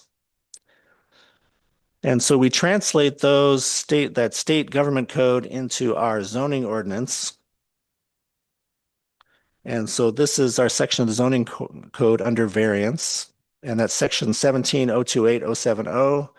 And we have similar findings that need to be made, just reworded a little bit differently. Again, there's that special circumstances finding that's required. It cannot grant a special privilege. That's in there as well. And also the third one is if you were to have a strict application of the title, would it create an unreasonable hardship on this particular applicant? That'd be a third finding we'd be required to make. And then the fourth finding we're required to make is the granting of a variance would not be detrimental to the public. So what we are recommending tonight is conduct a public hearing and then provide direction on one of the following options. First would be just to deny the application outright, and we've prepared a resolution if you want to go that direction. Or the other alternative would be to continue the application, direct staff to revise the Fairfax Town Code, which would essentially eliminate the need for the variances, which would be the reason to do that. And what you would do and what we would bring back to you in that case, we would bring back to you code amendments that would eliminate or reduce the required distances from sensitive uses. And we would also eliminate or change the parking requirement. So it would either not apply or potentially not apply in the town center or not apply to specific land uses. So we could.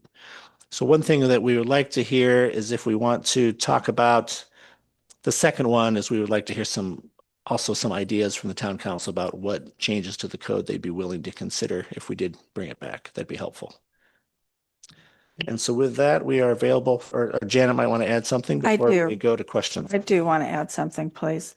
I've also heard a lot of discussion about the other cannabis business permit that was granted last September to LaFleur.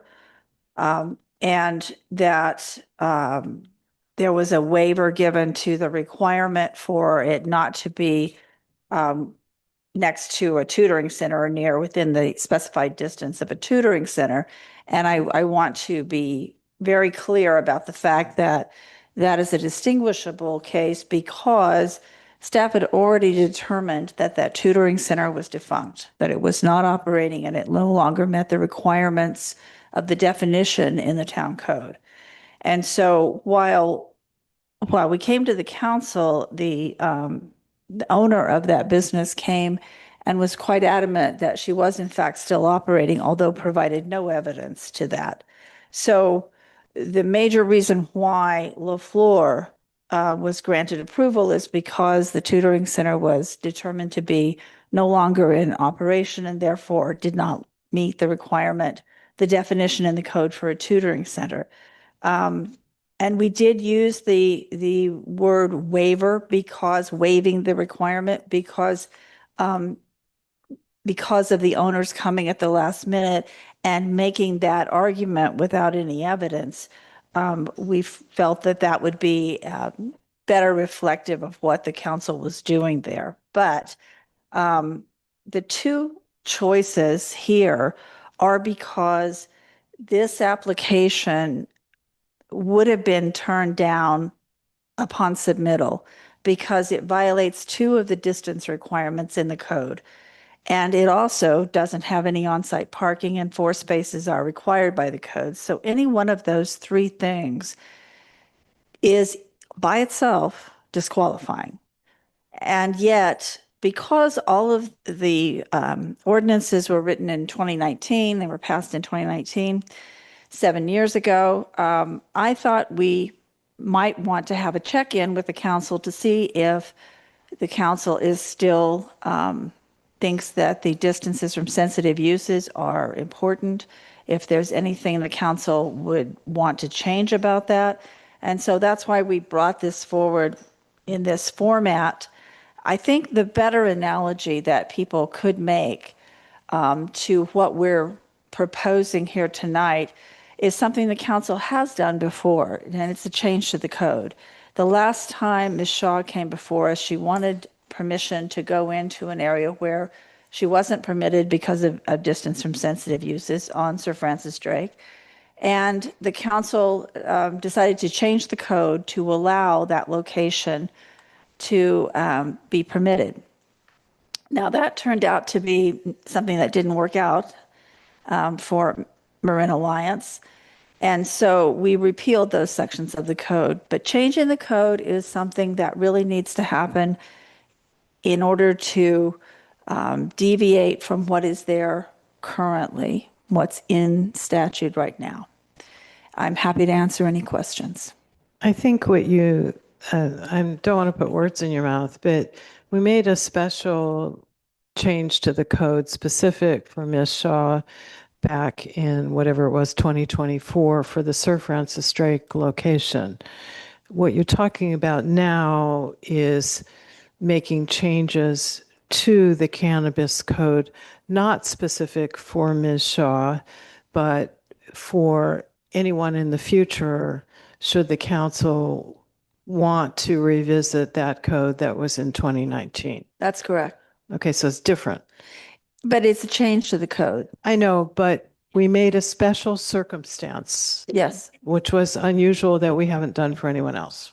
Correct. Okay. I know there's a lot of public here today. I think we have 30 or 40 folks on the Zoom. Definitely want to hear from the community. So right now, we're taking questions from the council. Any comments you have, please hold them till after we listen to the public. So if anyone has clarifying questions for Jeff, Heather, Janet, I don't know if Linda's on, but now is the time. And then we'll have time later to deliberate. So go ahead, Councilmember Blash. Yeah, so questions I have are just what would the reopening the ordinance process look like? Like if we reopened it, would it address just the buffers and the parking areas, or could it be like anything goes? Could it be like we want to have recreational shopfront cannabis? Like what kinds of things would happen, and how long would that process take, or what would that process look like? So that depends really on what you want to do. If you want to do something that just addresses the deficiencies in this application, it could be just a few months. But if you want to reopen and have public discussions about a host of other issues, it could take longer. Anything we do to 5.56 does not require that it go, this is chapter 5.56 of the code, does not require that it go back to the Planning Commission. But anything we do to chapter 17.110 in the zoning code does require that we go back to the Planning Commission. And so for recommendation to council, it would eventually come to council. But that is a process that, as everybody has said on numerous occasions about the finalizing of it in 2019, it took, 22 meetings or something like that to get to that point. So you can see how long it could take. Okay, so that just to give some context there, if we just made the changes to the buffer areas and the parking, it would be a few months. If we made other changes that were more substantial even than that, it would take longer. Yes, it could take quite a bit longer. Okay. It's if you have a very focused request for changes, we'll make them. We'll go to the Planning Commission, and then bring it back up to council. And those changes would have to apply to every business from here on in that applies for, it can't be just for one business. Well, not for existing, but for But I mean, for a new future. business. Right. Okay. Future. And then the other question I have is, are there any other locations in town where a cannabis dispensary could legally set up at this point? That requires that we do maps at the time the application is received. And I recall that in 19, there were very few places. So given when you draw circles from all the sensitive uses, whatever is in place at that time, it changes. That is something that is dynamic. It's not static. And so I'm sure there could be other places. There were in 19, but whether or not those places are available for rent or purchase, I don't know. Or whether the building owner is supportive. We know there's Correct. cases of that where they Correct. will disallow, right? Absolutely. Okay, anything else, Liesl? Okay, questions, Vice Mayor? Questions only? Just a couple of quick questions. On the issue of parking, when you look at the businesses on Bolinas Road, very few have on-site parking. Are we going to start requiring on-site parking for every business that changes hands on Bolinas Road? Number one. No, we're not. What is the question about the application and the agenda item? Well, There's nothing. I just read the staff. I read the staff report. Let me help you with that. So this is under the cannabis application, but I will note that the underlying zoning also requires that same amount of parking. So I understand there's an issue with that. And but this is under the cannabis rules, not under the underlying zoning rules. So the previous Marin Alliance of Medical Marijuana was located at School Street Plaza, 100 feet from a Little League ball field. How did that happen? It was in when we did these codes in 19. That's been around since before 2000, remember? You were here. So I see there's no police report. Was there any police issues with the previous There were, location? I did a full analysis of the entire history of Marin Alliance at the School Street site back when we were doing the Sir Francis Drake issue. And there were issues. I believe it was in 2000. There were a long list of conditional use permit requirements, conditions on a conditional use permit. And the Planning Commission at that time actually revoked their CUP. It went up on appeal to council, and you were sitting on council, as was Mr. Girangelli, and you gave back the CUP to Marin Alliance. So when Fairfax, a previous council, upzoned School Street Plaza for the project that's now going through a process, or I guess completed the process, that in effect forced the Marin Alliance for Medical Marijuana out of that location. It was the decision of the property owner to redevelop that property. Okay, but Fairfax approved, It that, was still the decision of the property owner to redevelop that property. but Fairfax had to approve it. I'm not saying but I mean, Fairfax had to approve that development. So in effect, we're kind of culpable to having shut down the previous business to a degree. That was a decision of the previous property owner, Frank. It really was. The property owner didn't approve that project. Property owner's the Thank one you. who That's good. decided to redevelop that. Are you done? Okay. Mike, do you have any questions? I just want to go back to Frank's last point. Okay. Just so, because I don't know the answer to this, but the property owner decided to develop the property into that 8-story monstrosity that's about to happen. But that was because it was rezoned. That's the question. The property was rezoned, so he took advantage of the rezoning. Well, I can't speak to his state of mind or his reasoning no. for doing It anything, was the but property it rezoned. was allowed. Is that what you're asking? So prior to some decision that was made about that building being allowed, did he have the right to build an 8-story building there before? No, It was rezoned, right? that's fine. Okay, you could say it. Go ahead. It's okay. I'm not, all I'm trying to make sure you understand is it was the decision of the property owner to Right. redevelop. Before the property was rezoned, everybody at that center had housing, some of them lived there, and also had a business district. The minute, and I'm not blaming the owner, I would have done the same thing possibly, although I actually turned it down in 2 different places. But in the meantime, on that location, he didn't decide without it being rezoned. He had no choice but to keep it the way it was, pretty much, until one day in recent times, the property was rezoned and it forced everybody out of that center, including Lynette after 30 years of being there. And that's why we tried to accommodate her in her last visit when it didn't work out. So let's be clear. She was kicked out of the property because the town of Fairfax rezoned it. And here we are. That's why we're here tonight. I think that's perfectly fair. And I will just add to that, the town of Fairfax rezoned it in response to the property owner asking to develop it. We didn't just rezone it. No, we didn't. You can't put a piece of property on the site inventory list without their consent. And they proactively came to us. Am I right? No, you're wrong. I'm 13 right. sites were upzoned in downtown Fairfax, flat out.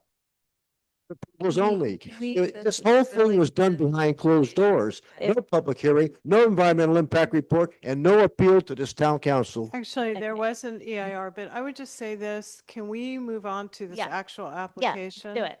Okay, I have several questions. Do you want to go first? Or? I just have one quick question.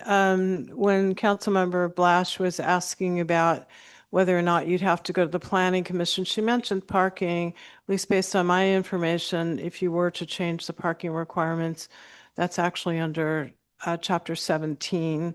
So it would, but you had agreed when you said it wouldn't have to go to the Planning Commission. So it would if you were to change the parking requirements. Right, all 3 of these things are in 17. Okay, well, she asked and you said you wouldn't. No, I said it would. I'm sorry. Okay, I Yes. misheard you. Thank you. All right, I'm good. Okay, one of the questions that I have, and I'm looking forward to Ms. Shaw, I think we're going to allow her to speak, or I'm happy to hear her speak on behalf of the application pending.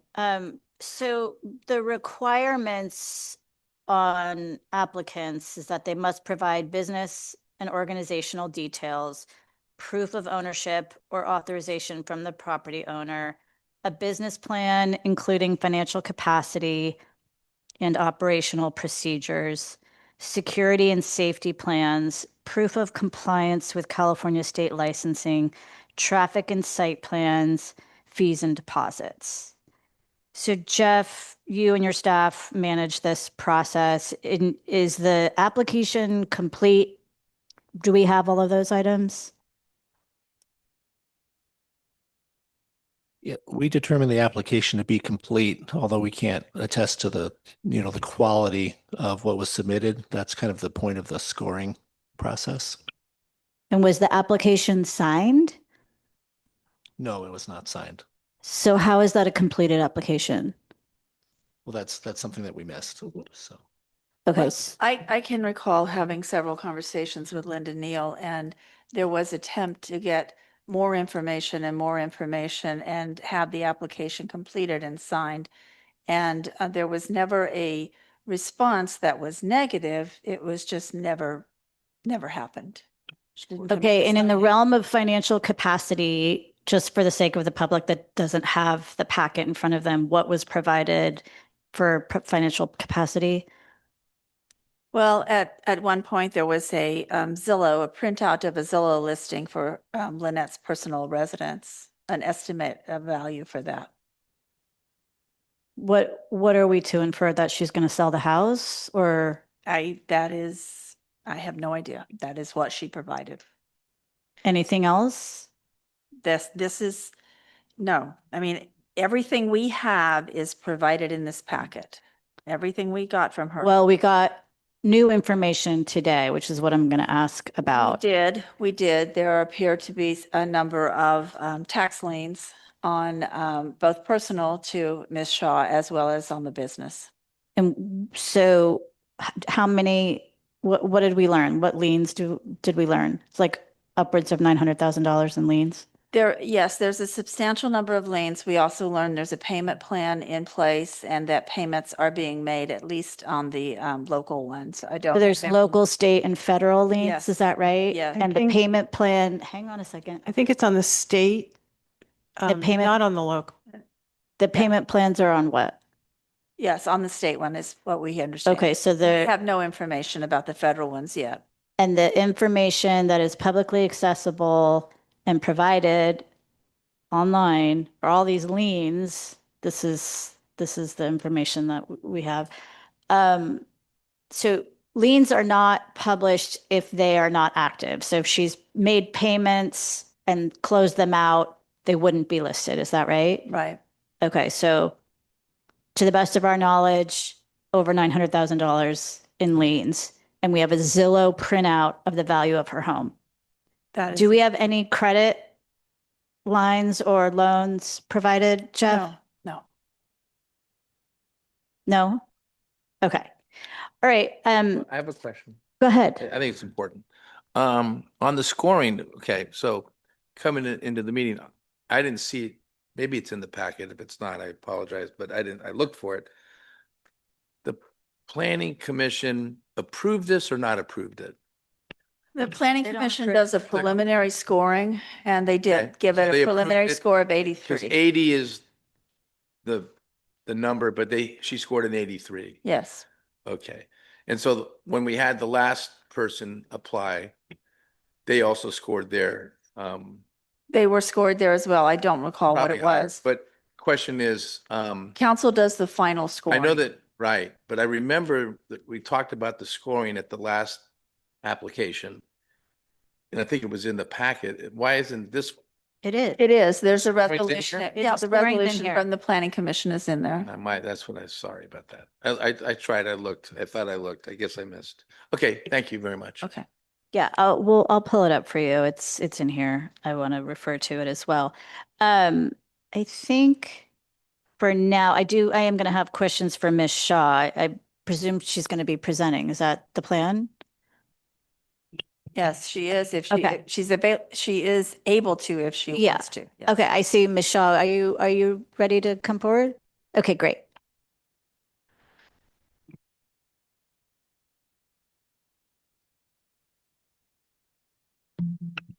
Good evening, Mayor and Council.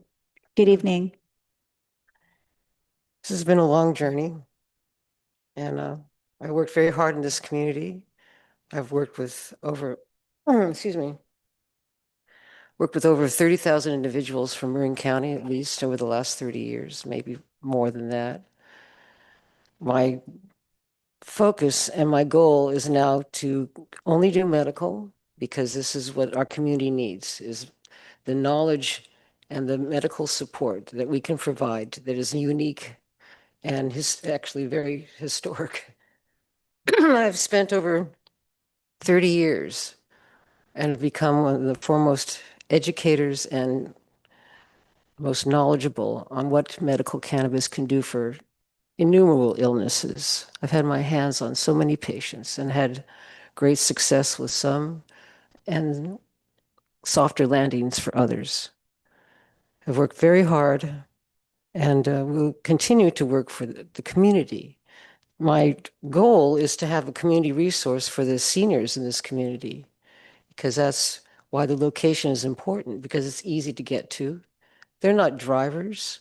I mean, half my sales were gummies to the, And so this is not going to be a party house. This is a sincere resource for the community. And that's really what I've always wanted to do, is just continue to work with the patients and to spread this knowledge that I've learned through many, many, many years of hard work and crises counseling and family counseling. And the knowledge that we have is unique and long-standing. And this is what we have to offer to this community. And that's my hope, and I believe the work. There's a lot of misunderstanding. This thing with the liens, we're not in trouble with the state. We're not in trouble. There was a letter we sent. Did you see the letter from my tax attorney? Did you see that? Ms. Shaw, though, we need evidence. I mean, this is public record, these Yeah, and listings it's of lien. incorrect. I mean, there's 13 pages of individual liens. You're saying that it's all incorrect? No, it's not all incorrect, but we are working. Did you see the letter from my tax attorney today? Well, It explains what we're doing. I mean, we've got a lot of emails, but It explains what we're doing, explains that I'm the CDTFA, I'm not in trouble with them, and that lien should be removed, and it's not. This is quite common with public records. After you resolve a case, they don't catch up with the public records. And so so what is the total amount of liens outstanding between local, state, and feds? local, states, and feds. The county, the state, and the feds. I don't owe the county or the town anything. That's all been paid. The CDTFA is not, don't have a lien from the California Department of Tax and Fee Administration, which is the entity that takes the sales taxes and disperses it to the towns and the county. So if it says there's a lien for that, that's not true. That hasn't been wiped from the records. So in your mind, how much are you in debt? To the state of California, I have 80,000. And the feds? The feds were still negotiating for an offer in Well, what do they think you owe them? 250. So you're saying that the evidence that we have, there's a gap of like $700,000? It's out of date and it's not accurate. Well, it's today. Right. It's out of date. Okay, continue. Okay. Where in the ordinance does it say that you have to investigate taxes? It's financial capacity. So in your Right. mind, how did you present financial capacity? Okay. What is your financial capacity? My financial capacity is I have over $700,000 in equity in my home, and I have it set up to do a home equity loan. So that You got approved for the loan? I haven't pulled the trigger on it yet because if I have a business to invest in and to clear I want to clear all the taxes. But if you have once. 700,000, 900,000, whatever the number is in debt, you think you're going to get a home equity loan on a house that you have $800,000? $900,000 in debt. I'm not. That's not accurate. It's not surprising when the public records are inaccurate for stuff like this. I'm all set up to get a home equity loan. I didn't pull the trigger until I have permission to move forward with my dispensary. You're set up to apply, but you haven't gotten approved. I didn't. I'm set up. I'm already applied, but I told them to stop and not go through this until we settle here. Understood. Okay. And I'm going to clear all that up and I'll have money left over to do the renovation. And how much do you estimate would be renovation costs? The renovation is actually, the building is in very good shape. And the plan that was approved by the Planning Commission, they like the inner wall. We have a reception room, and then we have a security door, and then someone can go through the security door into the back. And so nobody that comes into the front waiting room can get through without proper ID. And how much do you estimate that security room and the secure location for the inventory? How much do you estimate that? 25,000. 25,000. Mm-hmm. What is the security room that has the inventory? What is that made of? There's a vault in the back. In the back of the general store is a storeroom. And what is that going to be? What are the materials you're going to use? And under $25,000, how are you going to secure that? I'm not the project manager. Why are you asking me these questions? Is there someone else we should be asking? The estimate I had to install the wall and put in the security doors is 3 security doors.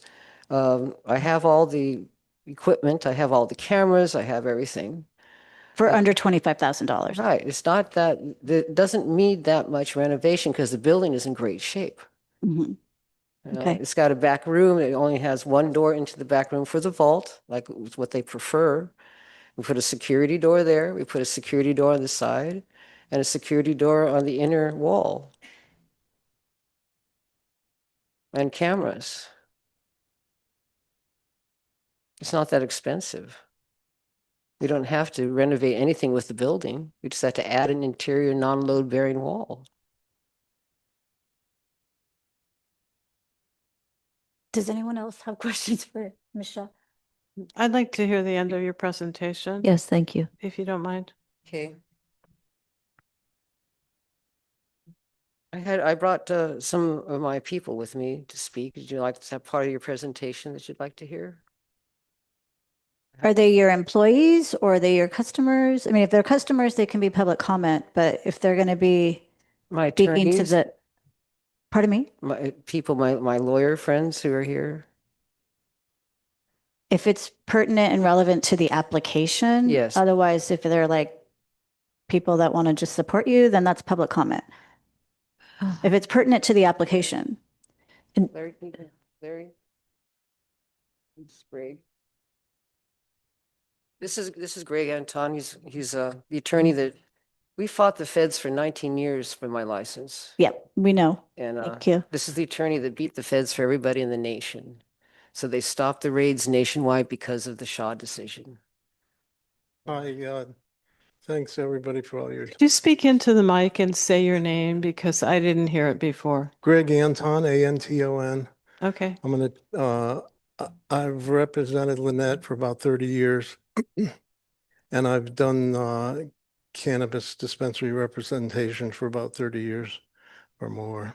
I wish all my clients were as pristine as Lynette in her in the history of her work. She first approached me because, and she gave me all these numbers about incidents of breast cancer in Marin County, and she wanted to do something about it. And she had a bunch of information about how medical marijuana could help people with breast cancer. She's been working here for 30 years with a stellar record, working with the police, working with the patients and the community. I understand all these requirements. A lot of the requirements, if not all the requirements, are on the subject of impact to the community. Does medical marijuana dispensary have a negative impact to the community? There's a lot of misinformation about that. Just to put things in perspective, there's a dispensary near where I live in Sonoma County that sells hard narcotics, guns, and liquor, and it's called Walmart. And children are allowed to go in there. And there's not a big bunch of crime around the Walmart. This fear of marijuana, I think, is misplaced. So if I can answer anybody's questions about the legal status of Lynette's situation with the federal government, the state government, or the municipal government, I'm here to just support her. I have one question. Out of the money that is owed with the taxes, how much of it are fines? I think it's quite a bit of our penalties. Rachel Gillette, the attorney, is about. So Lynette, you need to speak into the mic because we're being recorded and I know you're not feeling well, but we want to record you, Yeah, please. 65 to 70% of the bill is in fines because I'm not, still not allowed to, hopefully this is changed with Schedule 3, but I was not allowed to have business banking. And there was, because I was sending in money orders and to pay all these bills, they counted that as not being adequate. It was 10% higher. And then because of the mail, even though I sent it in on time, it was considered late. And so the penalties and late fees were about 65 to 70% of the bill, which my attorney, Rachel Gillette, is currently negotiating for relief from that. If I could just make one suggestion to the town, one alternative, a pragmatic alternative would be let Lynette get her business settled, her tax business resolved to the satisfaction of the town, and then address the other issues.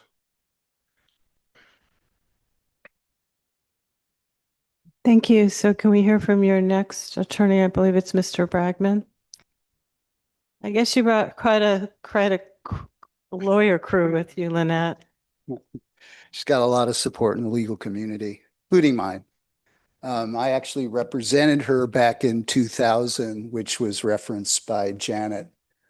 And that actually Speak right into that mic, please. Okay. I actually represented Lynette back in 2000, which was referenced by Janet. And it was really an issue of keeping the medical records of patients. And we resolved it by implementing a novel identification for patients. And with the cooperation and support of the town council, we implemented it. It was a success. And she operated pretty flawlessly for the next 25 years until she was zoned out of her premises by the rezoning of School Street. And another connection I've had with this is I represented Fred Azazi. Fred was also crushed by federal regulation and threatened. And after the TRO was lifted, I went into federal court on the coattails of that case and got the TRO lifted against Fred Azazi, who continued to rent to Lynette for the next 15 years. As far as her tax debt is concerned, I did send a letter from her tax attorney to town council, to your attorney, I should say, and I'd like to submit that to the town clerk. And it explains really the three different tax authorities that are at issue. She's got a payment plan with the California Department of Tax and Fee Administration. She's current. They debit her account every month. That's what she needs to get a seller's permit. That's what she needs to get a cannabis permit from the state. So I think she's clear in that regard. Mayor Hellman's concerns about her financial condition, you know, it is a tough business. A lot of cannabis operators got slammed with taxes because all their business deductions were determined not to be valid by IRS back in the bad old days when cannabis was, you know, completely prohibited. And it's changed. And my suggestion would be for you to consider relooking at the zone of prohibition, whatever you want to call it, because that's really anachronistic. You've got 5 bars within the same area. So what are we talking about here? There's signage restrictions on this business. It's not going to have some neon glowing sign to attract kids. This would be a medical dispensary only. And last comment I have really is, you know, Lynette is a pretty unique case. She's really been a legacy business, and she was zoned out by sort of a historic change in the town of Fairfax. And there's an old saying, you know, you save one person, you save the world. And I think in this instance, she deserves a second look, and she deserves your consideration and the consideration of the community.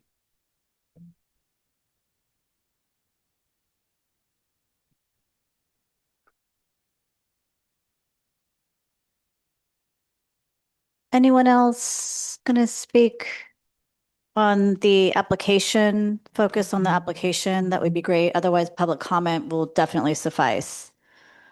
Okay. Not yet. I still have questions. You have some more questions? No, I still have questions about the application, but if you wanted to have your full presentation.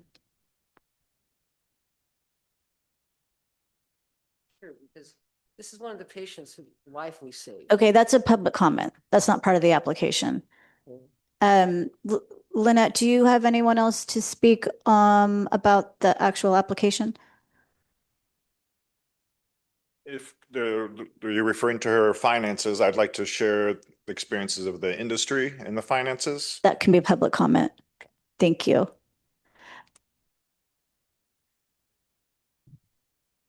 Lynette, I just have another question about the security plan and the security guard. Could you just explain? It's in the plan. It was all submitted. Well, I know, but not everybody has the packet in front of them. So could you Mhm. just detail for the public what that entails? The hours they work, where do they stand, all of that?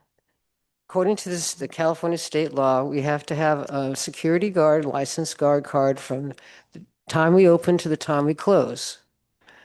The security guard will be standing inside the facility in the waiting room by the secure door to check IDs before they are let into the back behind the door where the dispensary is. So there isn't anybody standing in the street. Nobody's standing in the street No. and the windows are intended to be blacked out. So there's no visual of and they're armed, right? Yeah. We used to have an armed guard at night because of the homeless camp. So we had a lot of weirdos coming up from the homeless camp before we closed down. We don't need an armed guard when there's no homeless camp there bothering people. That was a big problem at School Street. So you're not intending to have an armed guard? No. And that's not a requirement? No, it's not a requirement. It's a requirement to have somebody there with a guard card from the time we open to the time we close. Our security people will be inside in the waiting room by the security door to let people in who qualify to go into the dispensary who are medical patients. Thank you. Any other questions? Okay, go ahead. I guess it's more towards our staff. I mean, at this point, we're not grading or scoring the application. We're deciding whether or not, it seems like the options that were laid out to us were whether to deny the application or We are the final reopen scoring the body. code. We are the final scoring body, which was Right. presented earlier. Okay, but I thought we had a little gap in between us and scoring this application, which was whether or not we would just out and out deny it or reopen the code so that it could be a compliant application. So that's what I'm confused about. There are three issues that have to be decided before going to the merits of the application. And you can discuss the application all you want, but those three issues are ones that you have to come to terms with because it is in violation of two distance requirements and doesn't have any parking. So those are, any one of those three is all by itself disqualifying for this application unless the code is changed. So right now, it's interesting to hear some of the details, but it seems like the decision is just between those two options. Well, that's at least an initial decision that has to be made, yes. Go ahead, Mike. Okay, so Jeff, when you were giving your presentation, there was a section of your presentation towards the end about considerations that we can have as a council. And that would be if Lynette can prove a hardship.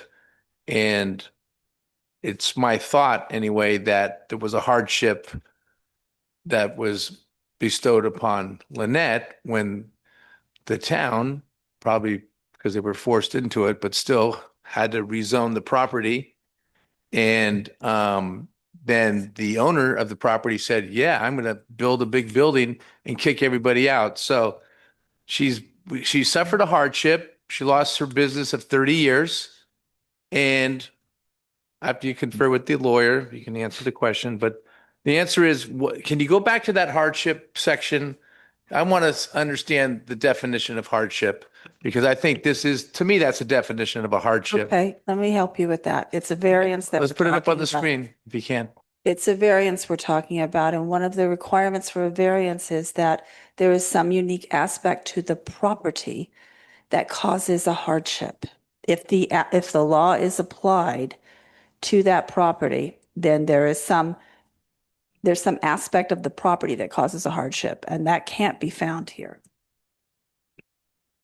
Is it the Okay, I'm conditional gonna, use permit? if you have nothing else to present, I'm gonna open the public comment. Yeah, the conditional use permit is considered a piece of property legally. That's what we're. Janet, you're not on the mic. Sorry, this is not a conditional use permit. This is a cannabis business application permit. It is not a conditional use permit. It does not run with the land. Well, I want to ask the attorney, it says there, the strict application of this file, or is that what it says? Would result in excessive or unreasonable hardship. So the strict application of this that's before us today, because it can't be followed by the strictness of the application, it falls under hardship, excessive hardship. Saying, but look up there, it says all of the following findings must be made in order to grant a variance. Special circumstances applicable to the property, including size, shape, topography, location of surroundings. So the strict application of the law will deprive the applicant of privileges enjoyed by other property owners in the vicinity and under identical zoning classification. So all of these things have to be met, and it's talking about a condition of the property that causes a hardship, not financial hardship or anything else. Not the fact that we forced her out of business? Not the fact That's that not the hardship? not the Okay, fact I'm that just they curious. decided to redevelop. Okay, we're gonna open, but I just have one more quick. Were you made aware that you didn't sign the application? Was that, like, what happened there? I don't understand that. I'm sure I signed the application. No, you didn't. It's in the package and there's no signature. And I Like, asked several my understanding is that staff reached out to you and the attorneys. Like, it concerns me on a number of fronts, but you don't have any response to that? I don't have any response to that because I'm sure I signed the application. I don't know what happened. You know, but I'm sure I signed it. Well, it's not signed. So, okay. I'm going to open the public comment. Thank you.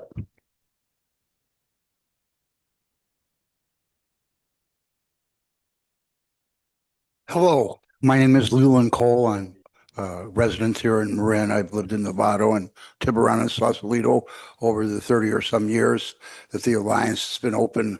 And I want you to know that it was the only source for patients who are needy and couldn't afford the proper match to their condition, couldn't get anything from any of the other sources except the Marin Alliance. And for all those decades, I can tell you that myself and other patients could not afford the medicines they needed to even take other medicines that they needed, got them through Shaw's Marin Alliance. And since it has been closed, there's been no resource in the county at all for a compassionate giveaway to patients that can't afford their meds, be they edibles or smokables or creams or whatever they are. And so all this time, there's been additional suffering. And as soon as the Marin Alliance would reopen for medical patients, I'm sure that the compassion program would resume. And it's a shame that it's not operating in the entire county of Marin because of the closure that happened here in Fairfax. I thank you for your time. Thank you. Next speaker. Thank you. You can hear me, right? Okay. My name is Mark Thompson. I have lived in Fairfax for 20 years. My son's mothers and I decided to move here because they were firefighters and they thought Fairfax was the best place in the Bay Area to raise a child. And they are right. Our 19-year-old son is now going to be a paramedic and a firefighter. That's how I got here. Just want to ask folks that are talking, please don't. Thank you. It's not fair to people that are speaking. Thank you. Sorry. Yeah. Just to give you a sense of who I am, and I'm 72. All right. I am a chronic pain patient. I have chronic irretractable osteoarthritis at every segment of my spine. I am 6 inches shorter than I used to be, and I have 7 prosthetic joints. The only medication that will help me is marijuana, unless all the doctors are willing to give me oxycodone. Have you heard of it? And all that other stuff. And I refuse to take it because a lot of people, just like me, find that it's the only thing we can take without getting addicted to it. And I'm not, doing it in front of people or anything. What I found 6 years ago when I came to Fairfax, not when I came to Fairfax, but when I decided I would be more of a neighbor, and I found this place, I ran into so many people that have the same problem I do. And I would urge you to speak to your medical doctors because it is the truth. Okay? That's one of the reasons why I'm here. The second reason, I know I don't have that much time left, but if I could be a lawyer, I would, but I'm not. I have a lot of education, which just means I like to learn. And I have basically 4 degrees in anthropology, sociocultural anthropology, linguistics, and archaeology. And I'm going to give you Well, I'm going to put this list for you. There are 20 things in Fairfax that mean it is a historic place. And this dispensary is the last one. It goes all the way back to Prohibition. Thank you. Okay. Please write to No, us. sorry. You're welcome to write to us. Yep. Next speaker. Yeah, please do email to us. Thank you so much.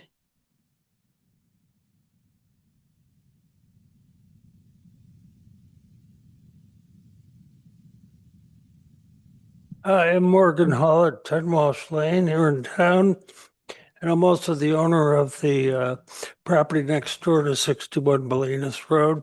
I've owned it for 25 years. My office my office used to be at Plaza Street there, School Street Plaza, and for 12 years, and then I was booted out by Zazi or the owners there so they could realize their greed. I'm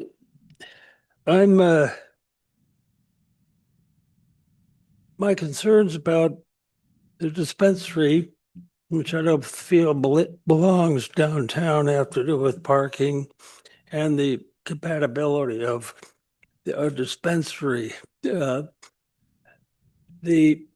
nature of the parking at the dispensary when I was at School Street Plaza, I observed, because my office was right across the parking lot, was one where people would come in frequently, go in for 10 or 15 minutes, and then come back out and go away. And parking there was not an issue because it was a large parking lot. However, on Bolinas Road, it's a different situation. You can't just come in and park 10 or 15 minutes. So parking there is going to be a problem. There's going to be double parking, driveways blocked. Also, the problem I see is a certain compatibility of a dispensary in terms of what its product is, and I feel it would be detrimental to the other businesses nearby. Not only for the reason that parking will be a problem, but the product that the other businesses. Okay. Anyway. Thank you. Yeah, the volume on that is a lot. Did you turn it down? Oh, is it Damien?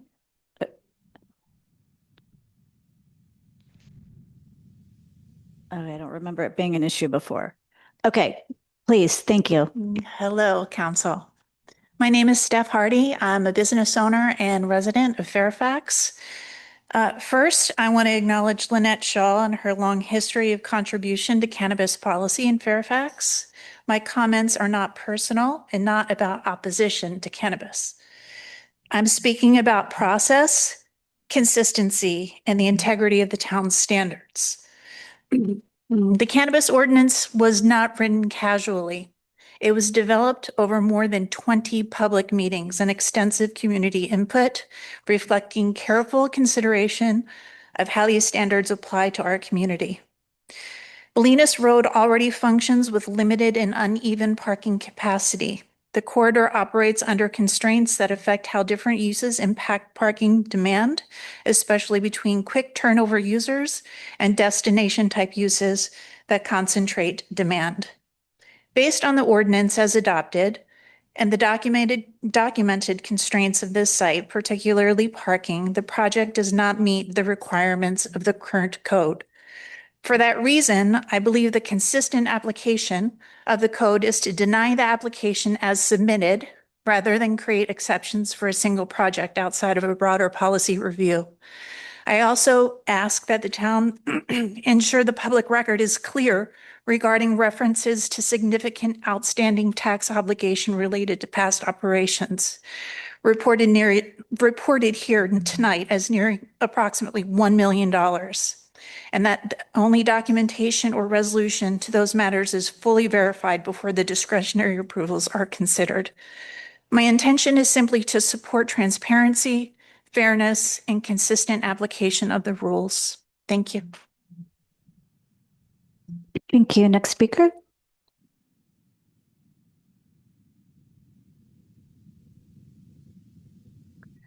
Good evening. My name is Holly Brandborg, and I'm the owner of Fox and Stone Salon, located directly across the street from the proposed dispensary at 61 Bolinas Road. I want to begin by saying that my concern is not about whether cannabis business belong in Fairfax. It's about whether this particular location is the right place for one of only 2 dispensaries our town will allow. The heart of downtown Fairfax is the center of our community. It's where families gather, children play, community events take place, and people visit Bolinas Park, youth programs, childcare facilities, and our local businesses. It truly is the front porch of Fairfax. As a business owner, I welcome clients into downtown every day.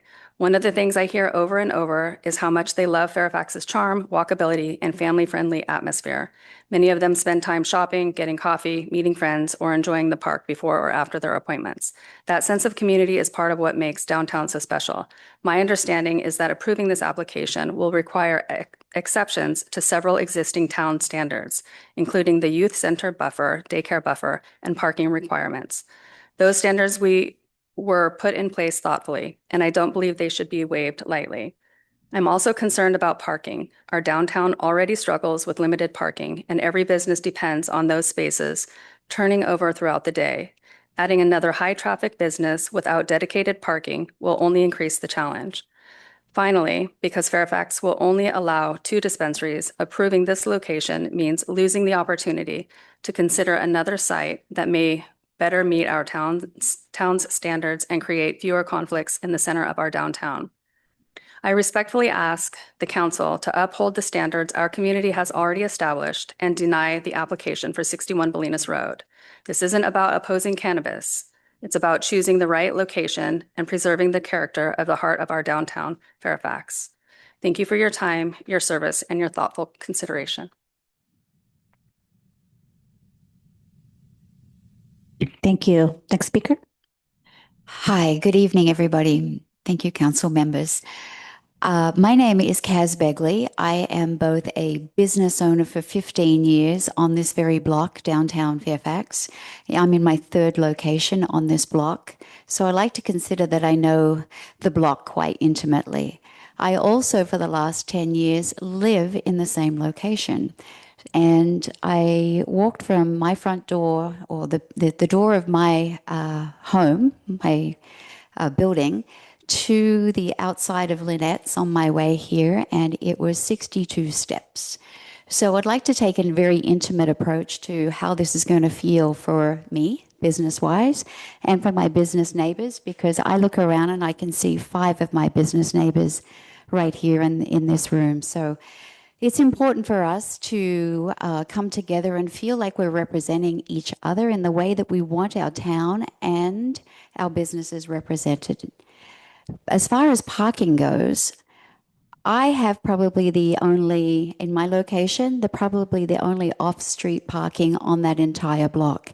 And tonight, Wednesday night farmers market, it is incredibly difficult to get in and out of and maneuver. And often if I leave, I cannot retain my parking space. Other evenings, Thursday evenings, Friday evenings, and when there's events in town, everybody tends to come to the lot to look for additional parking. It's not public parking, it's private parking. And we will be greatly impacted, even more so than we are now, from various events that happen by having a business that has so much quick turnover. I don't look forward to that at all. I do want to say thank you, Lynette, for everything that you've done in the industry. I admire the work, the effort, and I do wish to see Lynette excel in her business. I just hope it's in a different location. Thank you.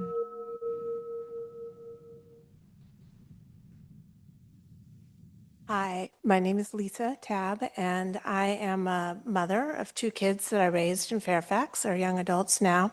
And I also produce movies about screen time and mental health and youth. And I've spent the last more than a decade working on those issues. And one of the films is about vaping, drugs, and alcohol in the digital age. And so through all of my work, I have the work is based not only in stories, it's also based in science. We've looked at a lot of studies and stay up on that. And there's plenty of evidence. I'm worried about youth, and I understand that this is not a business for youth. I also understand, I also have seen through the more than 2 decades that I've lived in Fairfax, that it certainly is helpful for people. I believe in medical marijuana for people for its uses and for healing and for comfort. But the reality is the number of people that I know that used the medical marijuana dispensary for all those years that were not using it for that, and the parents that were where it was a part of the culture and then part of the norming of it for kids. And there's plenty of evidence that it deeply affects the developing brain of our kids. And there's a crisis in mental health, and this is part of it. And there's lots of studies now around psychosis. We're not talking about adults. And the other thing I want to say is that I learned that when my kids went to high school, I learned maybe all right, that the DDs are allowed to be stoned. And that is in kid culture. So it's part of our culture. DD, it stands for designated driver for those who don't know. Thank you. Good evening, Mayor and Council members. My name is Kelsey Fernandez. I am speaking tonight as a local community member, but I also specialize in underage substance use prevention. Please maintain the buffer zones. We have decades of evidence from alcohol and tobacco, and now 8 years of commercial cannabis research that show a predictable pattern where retail stores are closer to where children live and learn, youth use goes up. Hundreds of studies show this for alcohol and tobacco, and the recent research on cannabis in California shows the same. Communities with no storefronts had less teen use and less harms associated with use. Tobacco, alcohol, and cannabis all have age limits. The question isn't about retailers selling to minors, at least not knowingly so. The harm comes from the environment a storefront creates. Greater availability, easier access through older peers, visual cues, normalization, and marketing all come together to make youth use more likely. I've heard people say that alcohol and tobacco are worse and that downtown retailers already sell them. All three substances harm youth.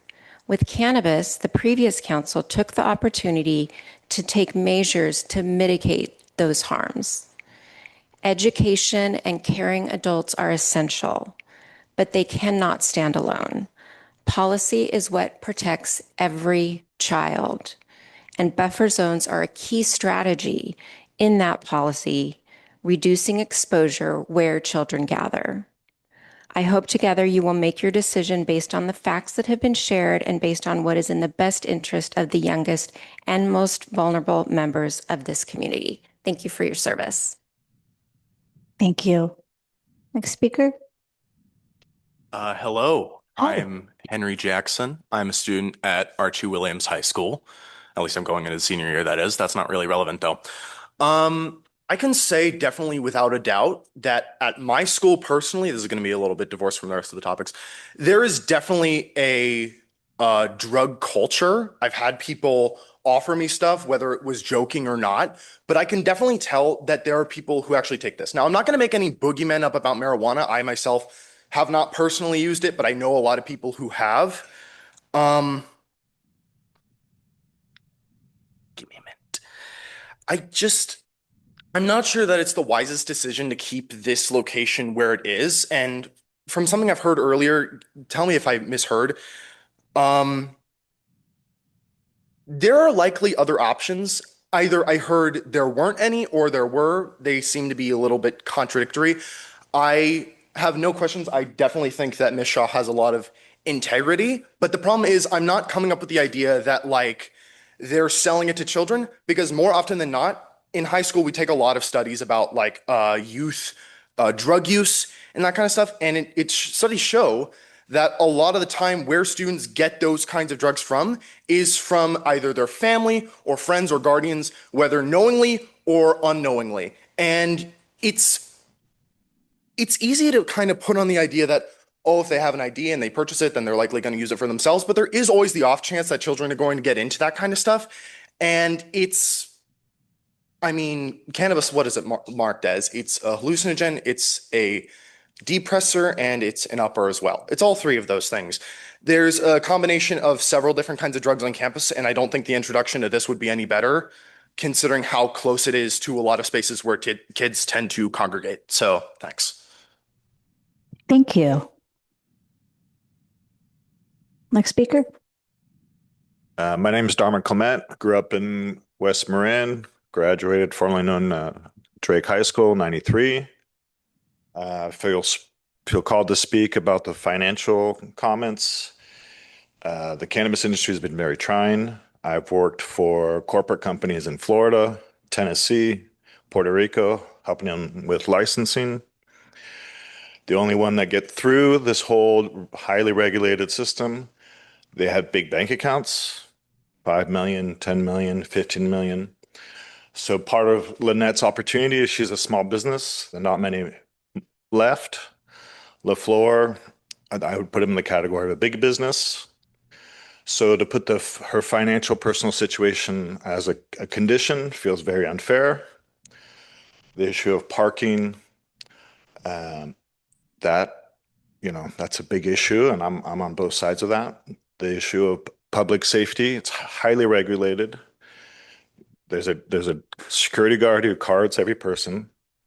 The truth is that this industry is so dysfunctional that people can sell on the streets at a cheaper amount than in the store.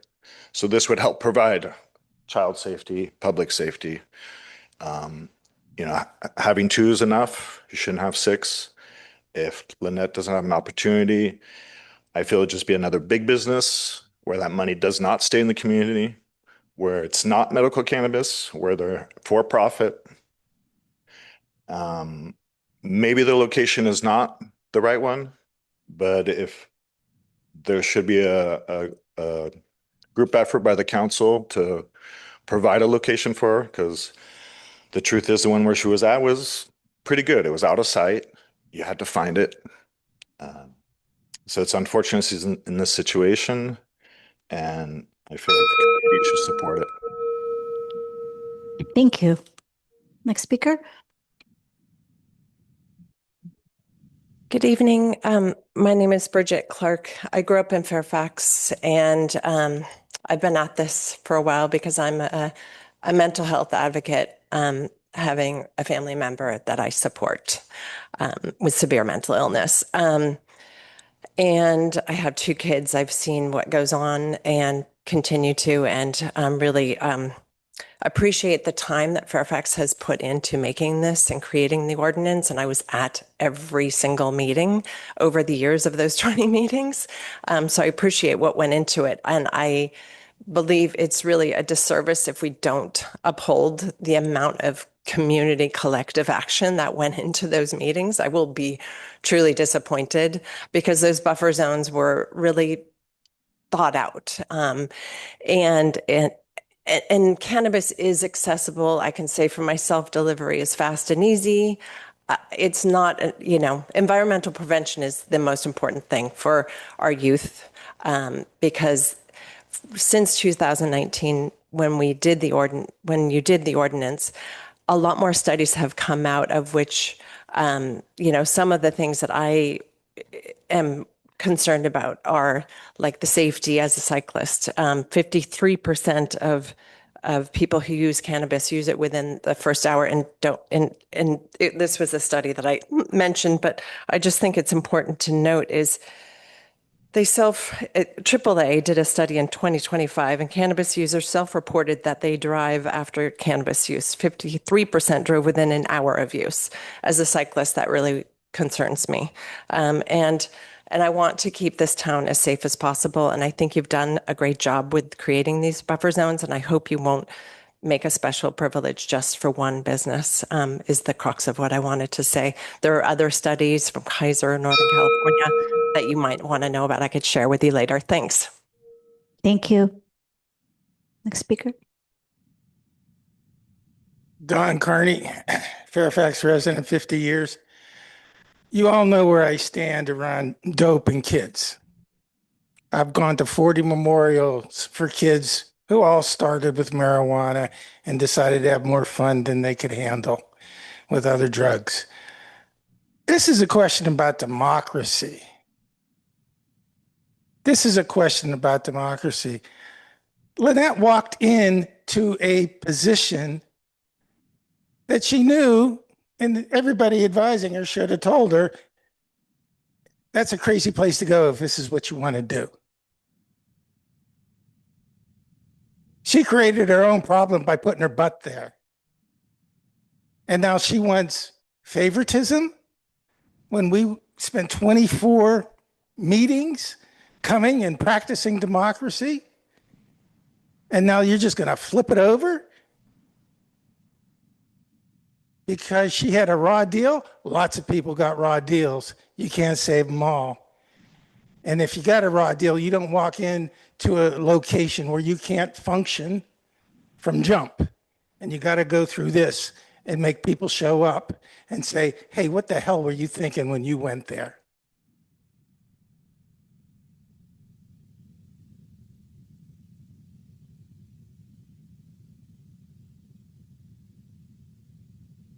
Hello. Hello.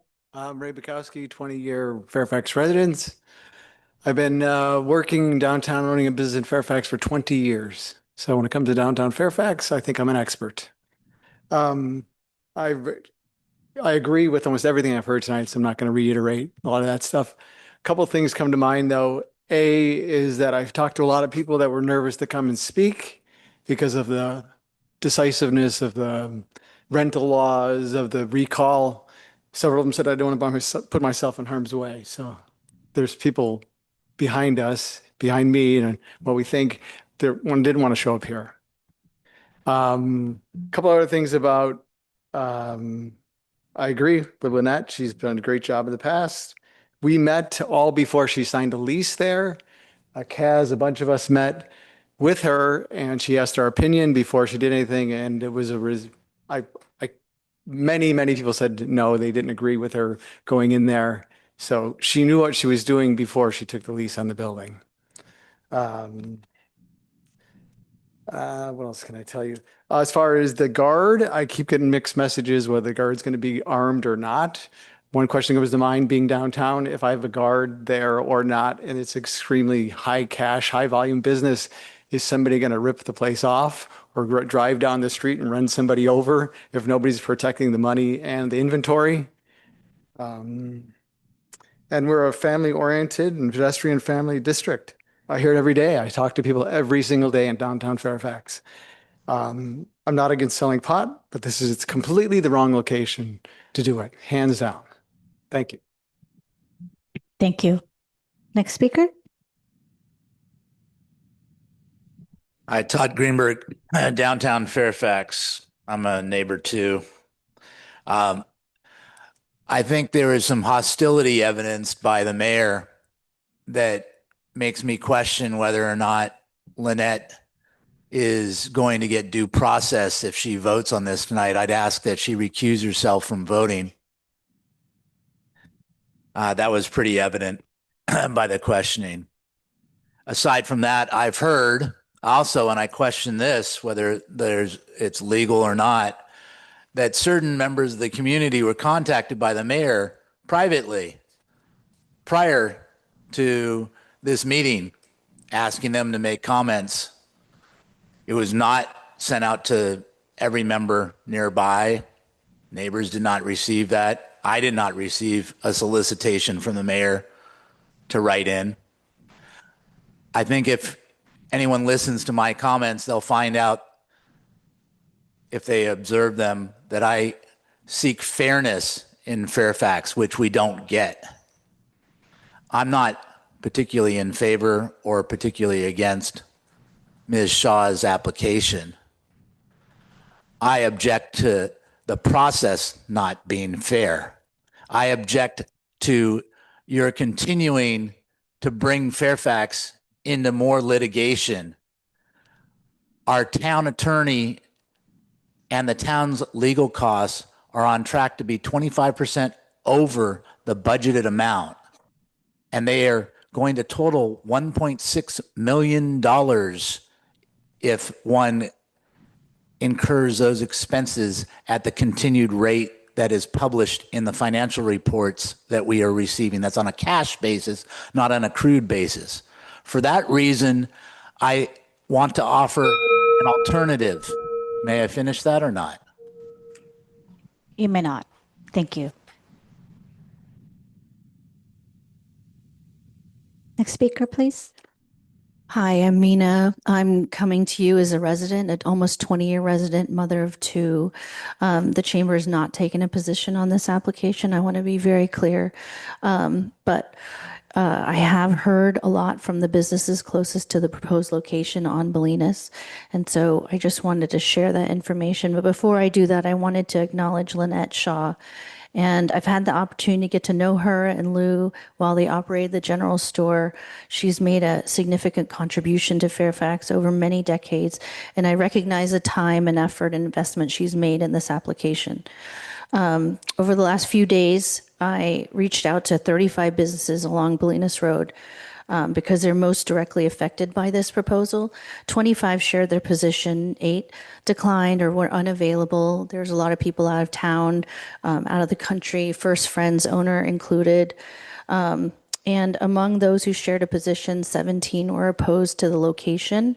They had many concerns about parking, and 4 were neutral and 4 were supportive. So this is not a scientific survey. I recognize that I did not hear from every business in town on Bolinas, and undoubtedly supporters that I did not get a chance to speak with.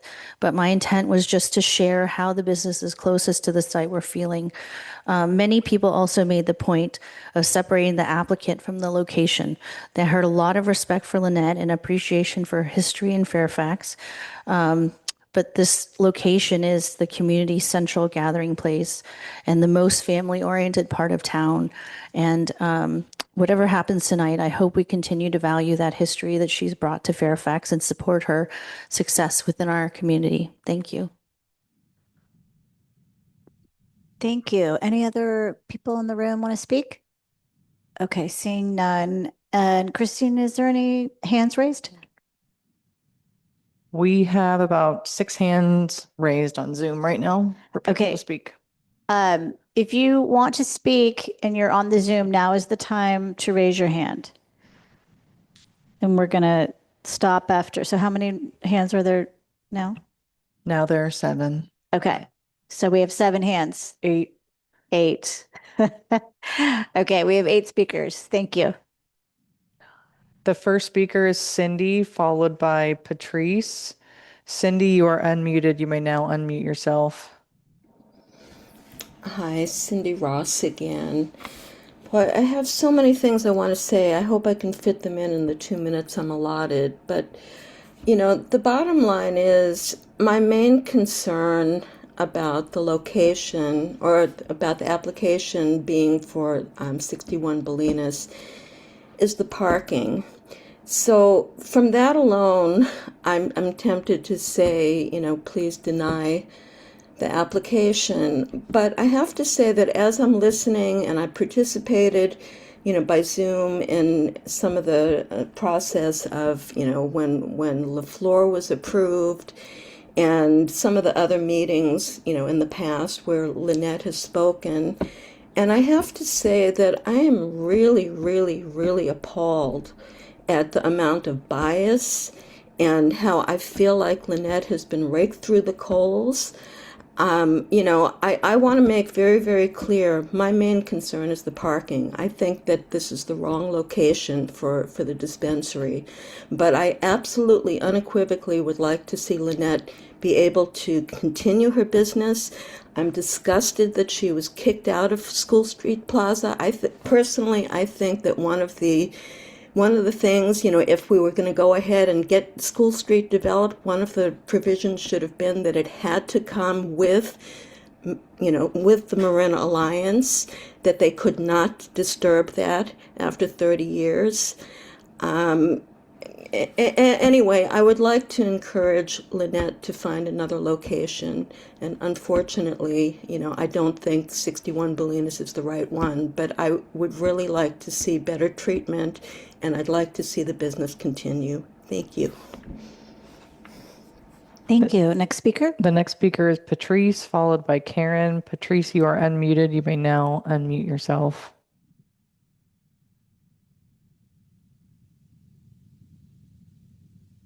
We can't hear you. You might need to take yourself off mute.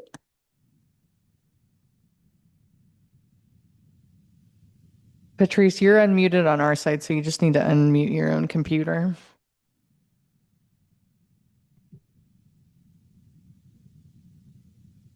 We can come back to Patrice. Karen, followed by PJ. Karen, you are unmuted. You may now unmute yourself. Oh, great. Thank you for taking this. I can't speak to the permit process. I am a little surprised that there's, I understand the parking issue, but I wonder, are other businesses required to have also parking? Just kind of curious about that. I don't want that to be onerous to this particular business. I would hate for us to demonize the business, the application. The Marin Alliance really is part of our historic legacy in Fairfax. It needs to be on the register, the historic register of the United States. And I hope very much that we find a way in Fairfax to value her contribution and continue it. And that's what I have to say. Thank you. The next speaker is PJ, followed by Elizabeth. PJ, you are unmuted. You may now unmute yourself. Hey, thank you. PJ speaking solely as an individual on my own behalf. You know, I think this town certainly has capacity for another cannabis business, and, you know, it certainly needs the revenue from having active businesses. But, you know, it seemed I think it's significant the length of the process to get the current ordinance in place, the 23 meetings and all of this. And and hearing some of the questions about the zoning that was required by HCD. I know the School Street Plaza site counted for like a quarter of our arena numbers. So, I don't know where else that would have gone, but I know that, Lynette's business did not have to be booted out. If the group had not repealed the eviction ordinances, the site owner, despite having the zoning changed, would not have been able to evict everybody the way without notice. And for the residents and other people evicted, they would have had to provide transitional support and compensation.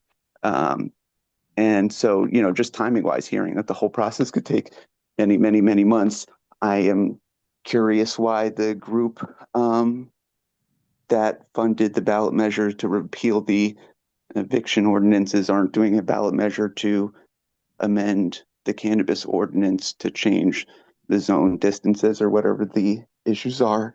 And getting that on November seems like that would be the simplest process, and we would not keep dedicating town resources for one out of many of its businesses. Thanks. The next speaker is Elizabeth, followed by Megan. Elizabeth, you are unmuted. You may now unmute yourself. Hi, thank you. So my feeling is that this discussion is not about whether the town supports or opposes cannabis businesses. I really feel that this is about whether the town will enforce its own laws fairly and consistently. And the code that we have now exists to protect our community. And it was created after very careful public consideration. And it reflects years of thoughtful discussion and balancing competing interests. So since this application doesn't really meet these deliberately balanced regulations, I really feel that the only fair and defensible decision is to deny it. So, because I think that it's important that Fairfax rules should apply equally to every applicant. So I hope that you protect the integrity of the permitting process and that you deny the application. Thank you. The next speaker is Megan, followed by Ricky. Megan, you are unmuted. You may now unmute yourself. Hi. I just want to say that I think given the time and effort that was put in to create these ordinances, it simply doesn't make sense to play favoritism. If we would not ignore these ordinances for a different individual, then we shouldn't do it for just one specific person. That doesn't make sense. If people feel passionately about it, I do think that making an effort to put it to ballot initiative would make the most sense and see what the whole town has to say about it. If there's that much disagreement about how these ordinances were created, even though there was so much time and effort put into them. But it just doesn't make sense to play favoritism when there are rules in place. Thank you. Thank you. Next speaker. The next speaker is Ricky, followed by Edward. Ricky, you are unmuted. You may now unmute yourself. Thank you. Yes, I agree with the majority of comments indicating that this isn't really an issue about marijuana or medical cannabis, and acknowledging legacy and all the important contributions and all of that, and then all the things about the 23 meeting. I'm in sync with all of that. What I want to speak to is that one of the council members earlier tonight was constructing a narrative that was sort of setting it up that somehow a hardship was created, and it was it felt to me like it was implying that there was sort of some nefarious goings on, and it's the town's fault this happened and that they owe her something. I disagree with that narrative. I think the facts around that are much more complex, and I needed to speak to that. Another citizen spoke up and was challenging integrity and fairness. And I absolutely disagree. I think the mayor is doing a fantastic job. I was very impressed with the thoroughness. If we're a complicated business with a complicated permit, a complicated situation, and wanting to really understand what is the financial elements that are going on here. So we do not all agree with each other in this town about what's going on and where biases actually lie. So I want to thank I'd like to believe that this council will be fair and impartial and do their best job. Thank you. The next speaker is Edward, followed by Kathy. Edward, you are unmuted. You may now unmute yourself. Madam Mayor, council, staff, thank you very much for your time and your devotion to the city of Fairfax and this complicated issue that no longer needs to be complicated.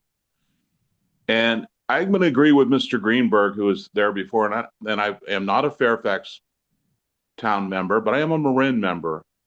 And I've watched some orchestration here that I agree that the mayor should recuse herself. And I think the city council should put up a vote to look at the variance. Let's look at the three issues. One, preschool kids, maybe under 5. How are they going to go into a medical cannabis dispensary and purchase the product? 2, parking is an issue everywhere on Bolinas. Ask anyone, you have to turn on the parking ferry to find a parking spot on Bolinas Avenue. So 3, I'm going to ask that you please use fairness and vote in favor of Marin Alliance and the variance that she deserves to continue her legacy versus corporate cannabis. Good night. The next speaker is Kathy, followed by David. Kathy, you are unmuted. You may now unmute yourself.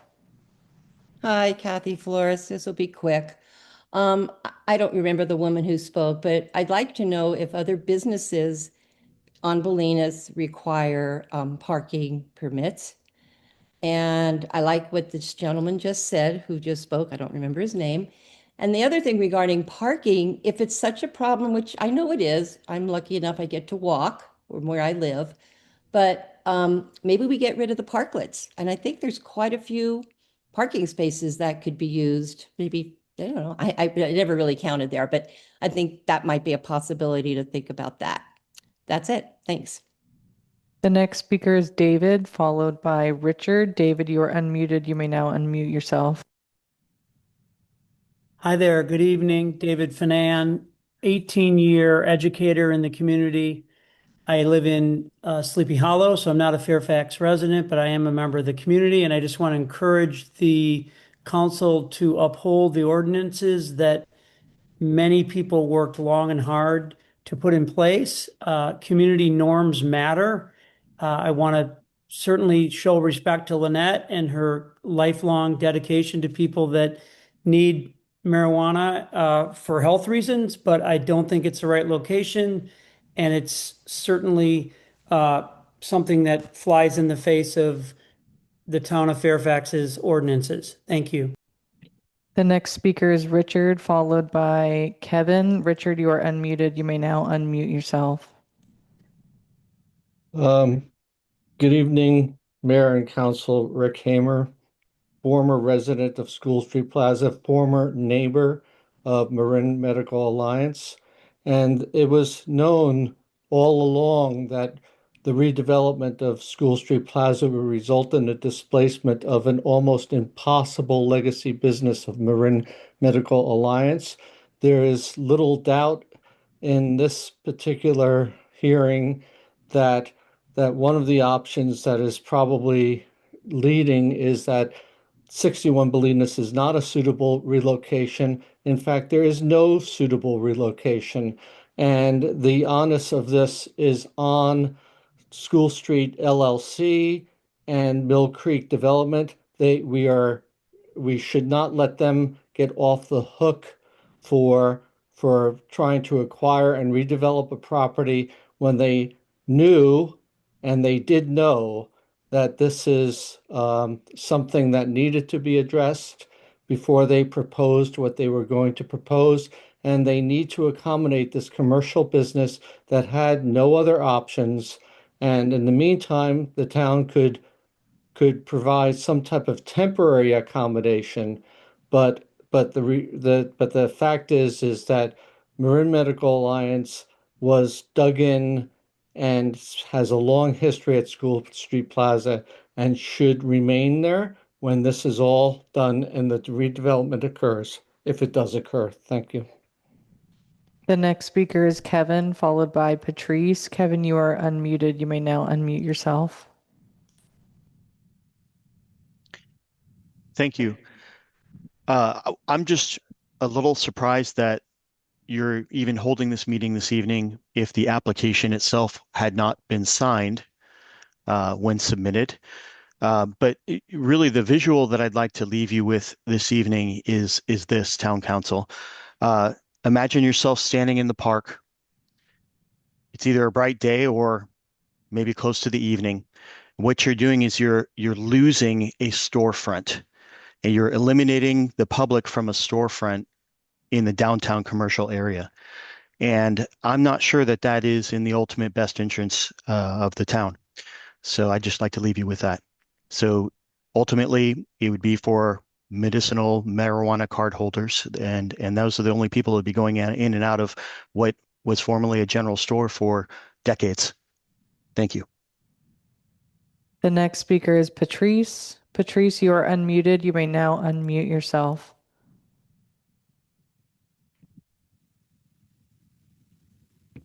Patrice, can you hear us?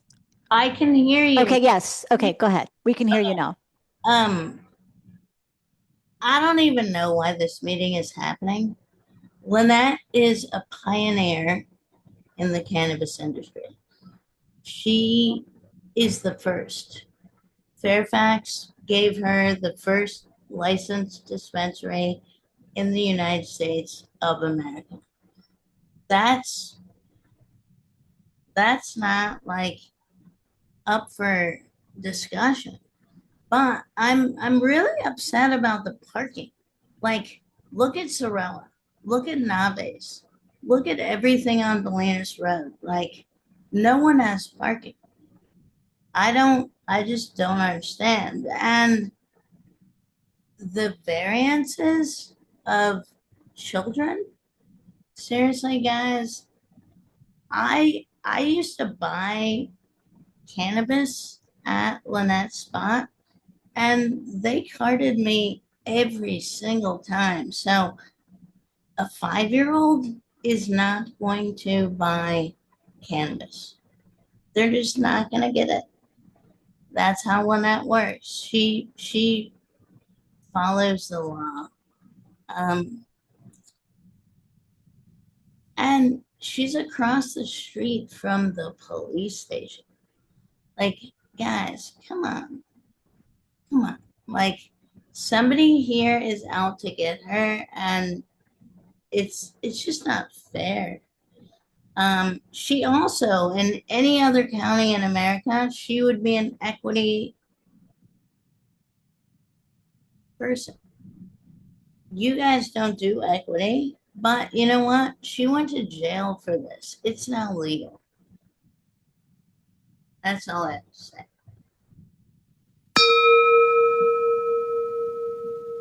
There are no more speakers. Okay, closing public comment.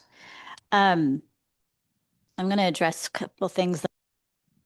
So, I really understand this is far, but before I was on the council, I understand all the time and energy that went into putting these policies together, 23 meetings. And when I knew this was going to be on our agenda, and I know how controversial this was in the past, what it is, and we weren't hearing from the public on this matter. So I did a next door post, and it generated a lot of comments. I asked people as objectively as I could, because I genuinely don't know where the community stands on this. These policies were developed a long time ago. The landscape has changed. Our community is changing all the time with new residents coming in. So I specifically asked for input. And another thing I did was Mina, who's here this evening and spoke, she heads up our local chamber. I knew she was going to be talking to the business community, and I asked her, if anyone wants to talk to me, you are welcome to give them my phone number. So I heard a comment tonight that I was like begging people or something. I regularly publish my email and my cell phone number. I want to be accessible to the public, and I very much solicited public feedback because I wanted to get a temperature check from the community on this. Because as I said, the landscape has changed. You go to New York, you go to Oregon, you go to Colorado, Oregon, it's out there. So I also wanted to just name that we went to extraordinary lengths to accommodate Lynette at the Sir Francis Drake location, to the extent where we literally changed the code and put that address in the code. It was extraordinary. And I see you nodding your head. And we were unanimous on that. That didn't work out. So no one's demonizing you. In that meeting where we supported you, I said you're a phenomenal leader in the space, a pioneer. There's no bias against you. I do have concerns. I'm just going to name them. That when you went into 61 Bolinas, you met with the business community, and they were concerned that you were going to do cannabis. And you said you were not intending to do that. And so there was a trust issue established at that point. I just want to name that. And that the building, 61 Bolinas, is surrounded by 3 single moms who did not feel comfortable speaking this evening, but called me, and I had long conversations with them. And so I want to name that too. It doesn't sound to me like you have the support of the businesses they support each other. They want the downtown economy to thrive. Everybody wants that, but it doesn't sound to me like you have the support. So I just wanted to name that. We did get, in response to the next door post, we did get quite a bit of feedback, just for folks, if you're interested in, again, not scientific, but we did get 27 oppositional notes and 16 in support of the application. So just wanted to share that.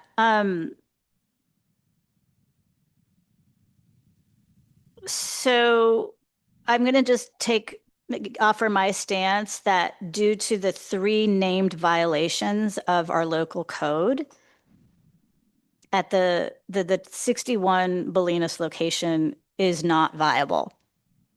But on top of that, the application is both incomplete, flawed, and I find that deeply troubling and problematic, including the fact that it was never signed. So it could be tossed out the door for that reason alone.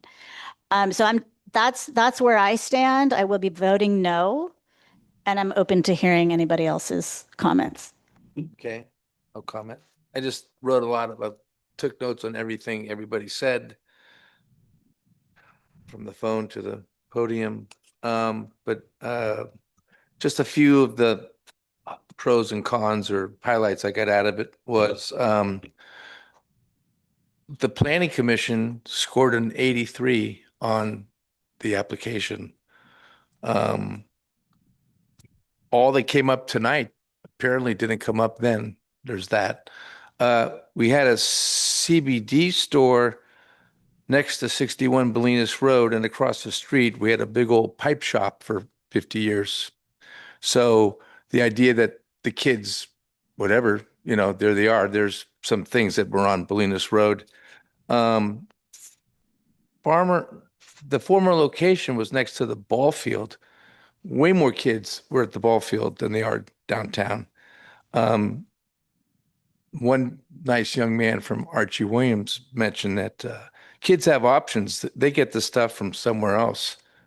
There's that. I had 4 boys that went to Drake High, and the emphasis was on high, believe me.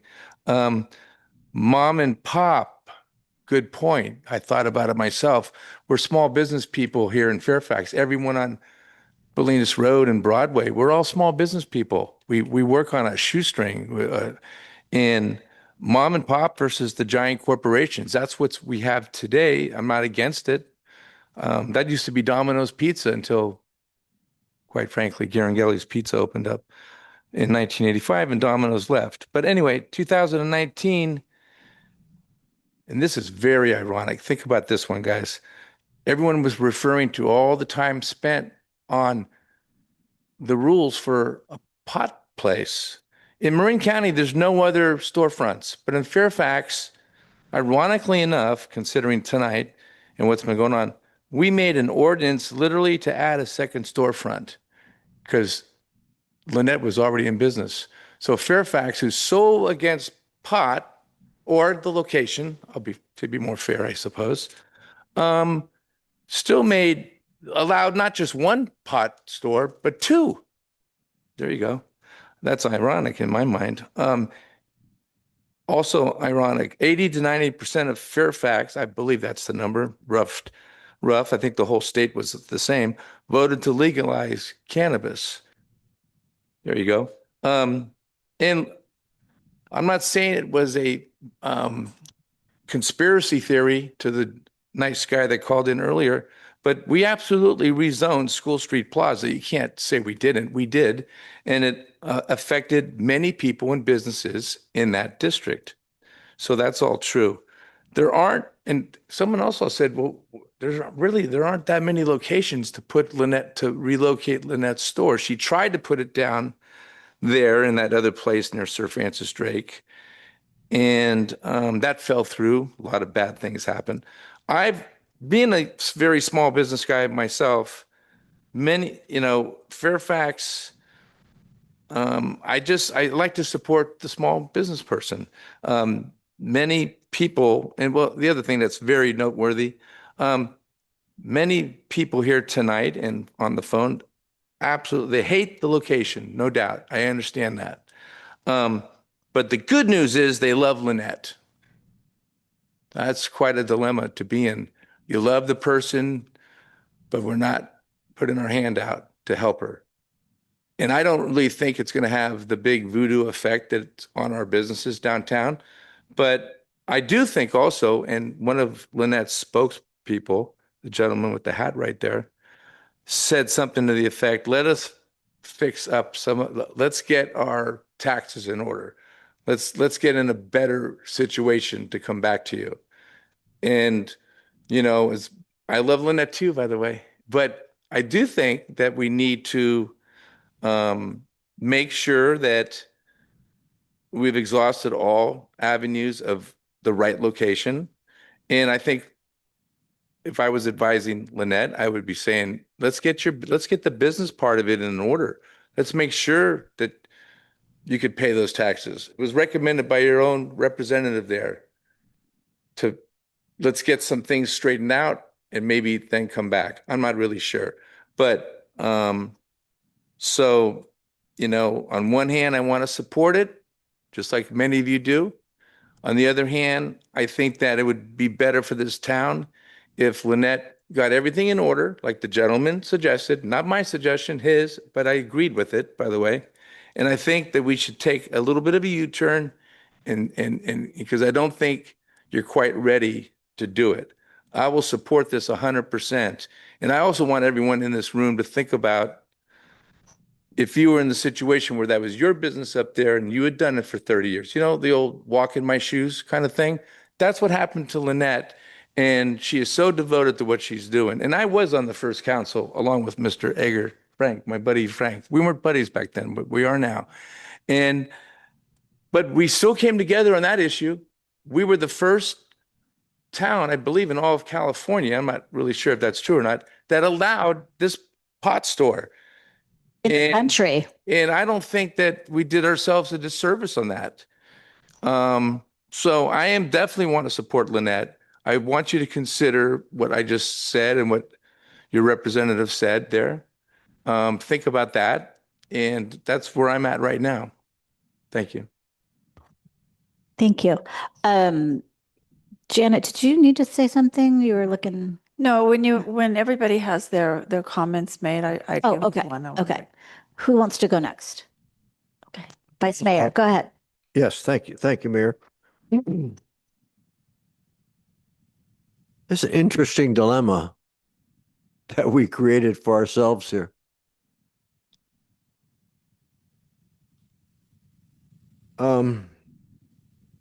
This is not an application for recreational cannabis. It's an application for a drugstore. So what would happen if CVS came to Fairfax and said, we want to open up a drugstore downtown on Bolinas Road? We go, oh no, we can't handle the traffic down there. It seems we can handle 1,750 brand new car trips per day with School Street Plaza, but we're worried about traffic for a small drugstore. I'm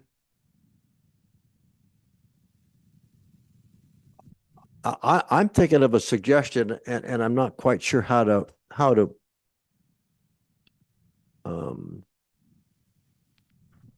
write it out. But I'm thinking of something like a 1-year trial period, and require it to come back again to the town council 1 year from now with a report from our Fairfax Police Department, report from our Merchants Association, and let's find out if it's really that bad of a deal for the town.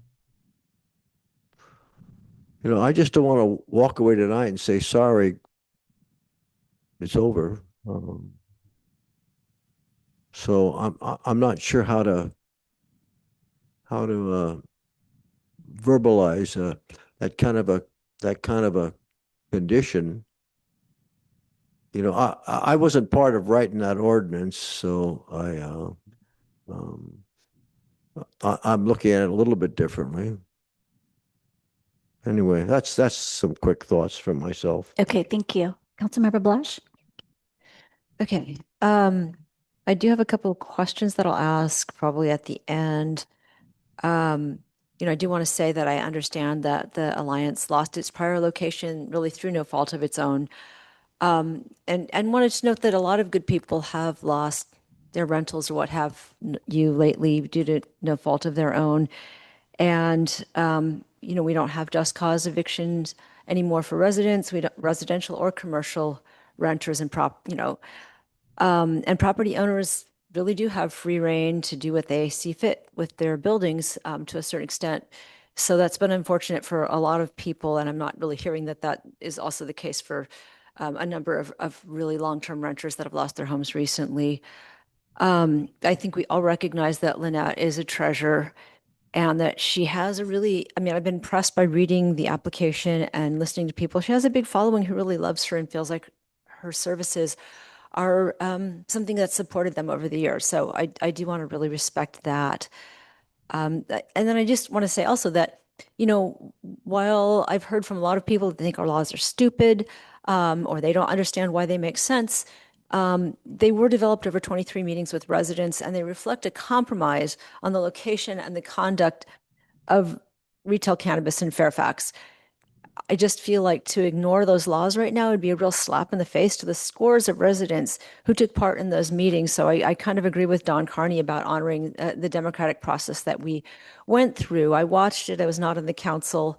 Kind of thought, oh my God, I don't want to be on a council that has to go through that many meetings. So it was a big deal that people went through. I also feel very concerned that giving special privileges to some residents and not others because of a personal relationship or their length of tenure in a town is a real hallmark of corruption, and we don't want that. So, it's going to be a real quandary for us to how to recognize the specialness of this, landmark institution, but at the same time apply our laws fairly. I did want to note that I voted for allowing the other dispensary because it had a virtually flawless application and it appeared to be in no buffer zones. Um, and, you know, I was concerned about some of our prior actions, you know, changing our code for one specific business, because I think that that is very problematic, even though we recognize that that's a special business. So I just feel like the law needs to apply evenly. I am concerned that it seems like there are few, if any, other areas in town where a cannabis dispensary could legally relocate. So that continues to cause me a little bit of concern. But I'm also very concerned about the idea that we would reopen this ordinance and that it would be a long, drawn-out, horrible process that would probably end up coming to the same conclusion again. So I'm really interested in, you know, continuing to hear what other council members have to say, because I would personally love to hear, you know, if we feel like demographics have changed this much, that we would change our laws that were so hard fought. You know, what do we do? A scientific survey to really get an idea of what the town really thinks now, where we have a, you know, sample that could be projected to population, and we could be 100% sure or close to 100% sure that we understood what the public really felt about this. Is this something that should go on the ballot? I don't know, but I just feel like right now I am concerned about throwing away the process that we went through that took so long. Thank you. Go ahead. Well, some of you may know that I'm the only one left standing from all those wonderful meetings. And I want to say that even before those 23 meetings, before Prop 60, and Don Carney, of course, is before Prop 64 passed, and the passage was the highest in Marin, in Fairfax was 77%. We had many, many meetings on medical, and I was part of that as well. And I didn't like everything that happened with the buffer zones and some of the requirements, but I think after so many meetings in the democratic process, we did come together with something that clearly is not perfect, but we tried the best we could. And so I also want to say that in the past, I've tried to help Lynette. Lynette never had to go through this process, rightly so, because she was grandfathered in because she was existing. But I will say at one point, there were some financial troubles because a lot of medical dispensaries switched to recreational where they could, and medical was not as financially viable.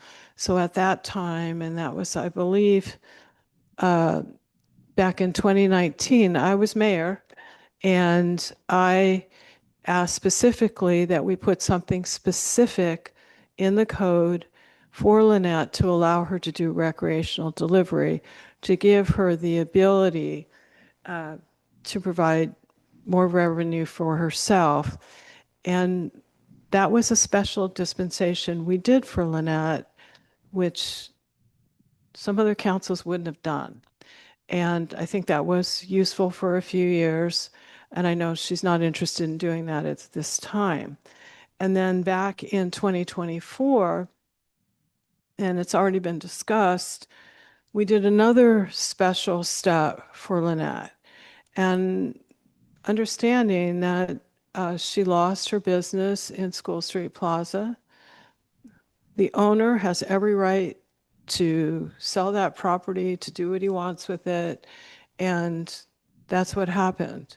Other people lost their homes as well that were doing live work and other things there. So what we did was we did another special dispensation, never asking Ms. Shaw to go through this application process that we're trying to do now, and provided a special code just for Ms. Shaw to be able to go into that location and serve Francis Drake. Sorry it didn't work out. It's not our fault that it didn't work out. And I understand when Ms. Shaw went and decided to do the general store at 61 Bolinas, and I think the mayor's already said this, a lot of the businesses were concerned that it would be cannabis, and they were told no, it wouldn't be. So that's a concern. I also want to say for some folks who've written in saying you need the money, well, medical cannabis has no sales tax on it, rightly so. It's a medical product. Recreational does. So we're not expecting any revenue out of this business. There's excise tax, Lynette. There is no sales tax. Excise tax goes to the state. We do not get that. Okay, that's a difference. But I will also say it's time to create a level playing field. We had other folks who went through the application process. Element 7 was denied. They went through the application process. LaFleur went through the application process. And we have asked Ms. Shaw to go through the application process. And I'm not sure how the Planning Commission was able to score that application, because in looking at what I saw in this package, it wasn't clear to me a lot of information. The first thing I noticed is the application wasn't signed. It needs to be signed under penalty of perjury that everything is true and correct. And I understand in asking staff that they asked several times. To me, that's, a no-go. Don't pass go.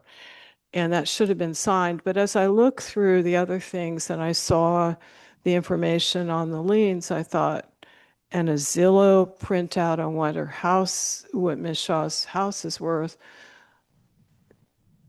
doesn't say that there's the financial wherewithal to do this business. It's not cheap, and she knows better than I.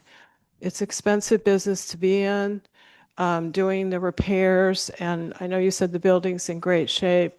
I just know a really old building. Sometimes you get into something that seems really simple, and all of a sudden you're changing the wiring. I don't know how old that building is, but it's pretty old. So I would just say we've heard a lot about the location. And I also think the difference is, I think people would be stopping and going, I'm just going to run in and show my medical card and get what I want. Bolinas Road is pretty darn skinny. And we can't have people double parking or just going in the red, going in a driveway. Maybe that wouldn't happen. But I sort of see that as a potential. People just thinking, oh, I'll just drop in real quick. And so parking is a huge problem. And the location is not right. And I don't agree with Vice Mayor Egger. There is no ability to grant special privilege here. That's what it would be. I think we've done that. We've bent over backwards to assist.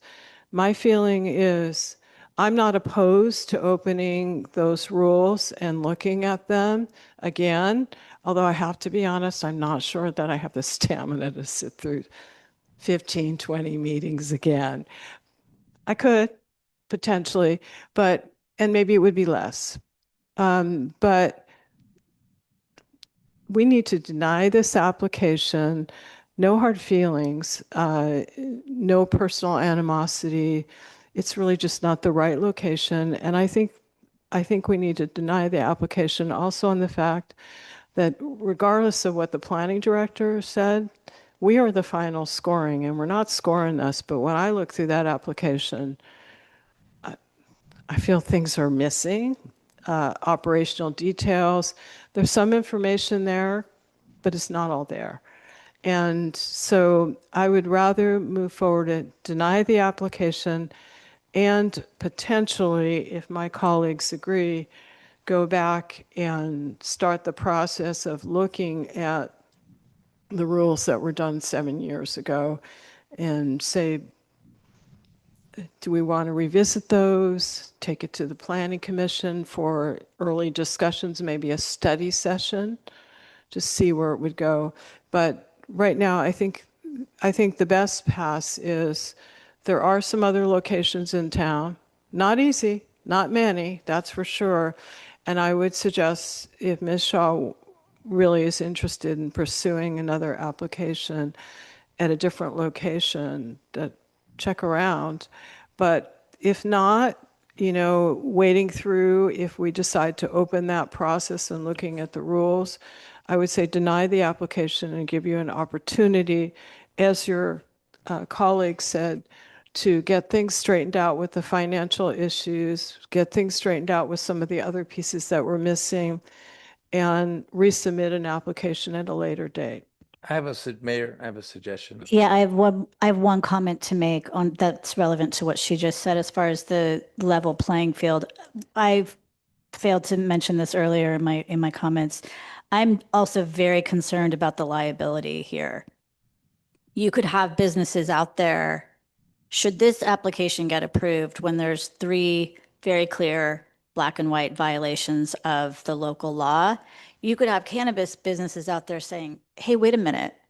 Had I known that the town would, I would have applied for that location. And I have zero appetite for that liability. And so I hope, Vice Mayor, you take that under consideration before you vote. Go ahead, Mike. Okay, thank you. Well, first of all, it's not signed, so I don't know how we can even approve it.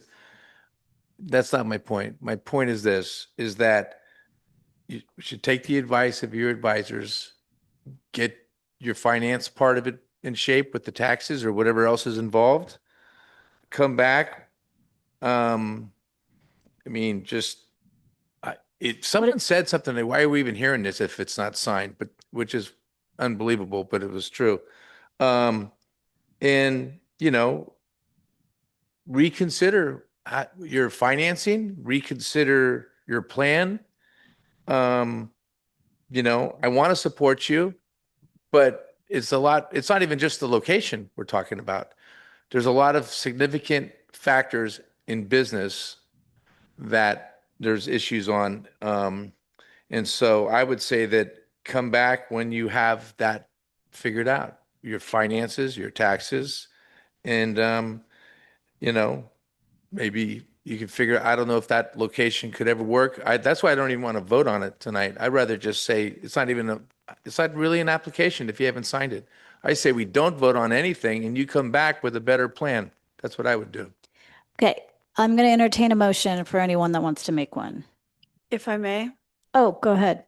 if you look in the staff report, it talks about if you take this option, that there will be a resolution of denial provided by the town attorney. So I have that resolution, and that's what you need to adopt if you want to deny this application. Meaning you need us to read the whole resolution? We're going to pass it out to, Okay. I've got one. So I'll make a motion, and then if, with the condition that we have a resolution. It's right. It's coming to you. Okay, so Can you just wait? take a few minutes and yes, give one to the applicant, please. Is there one to put out on the? Yes, there are plenty. Outside to the public and to the applicant and to the council. She brought it.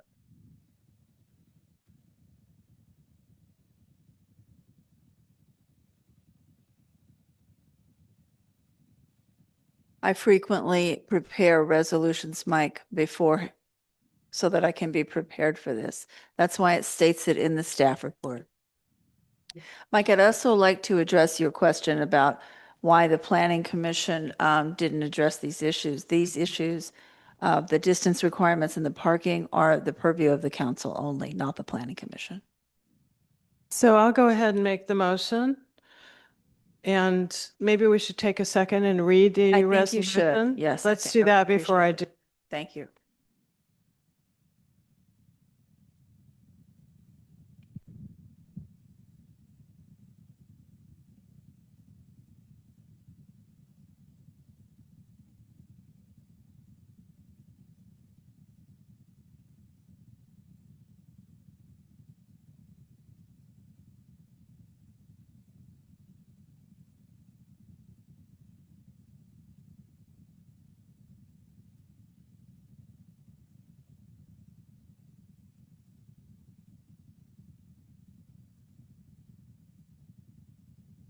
All right.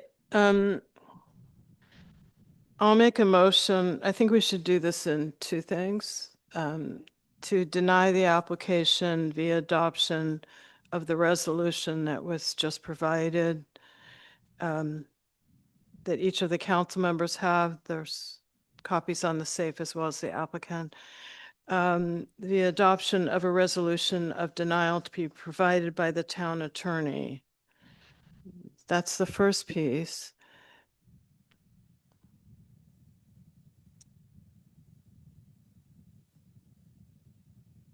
Does anyone want to second that?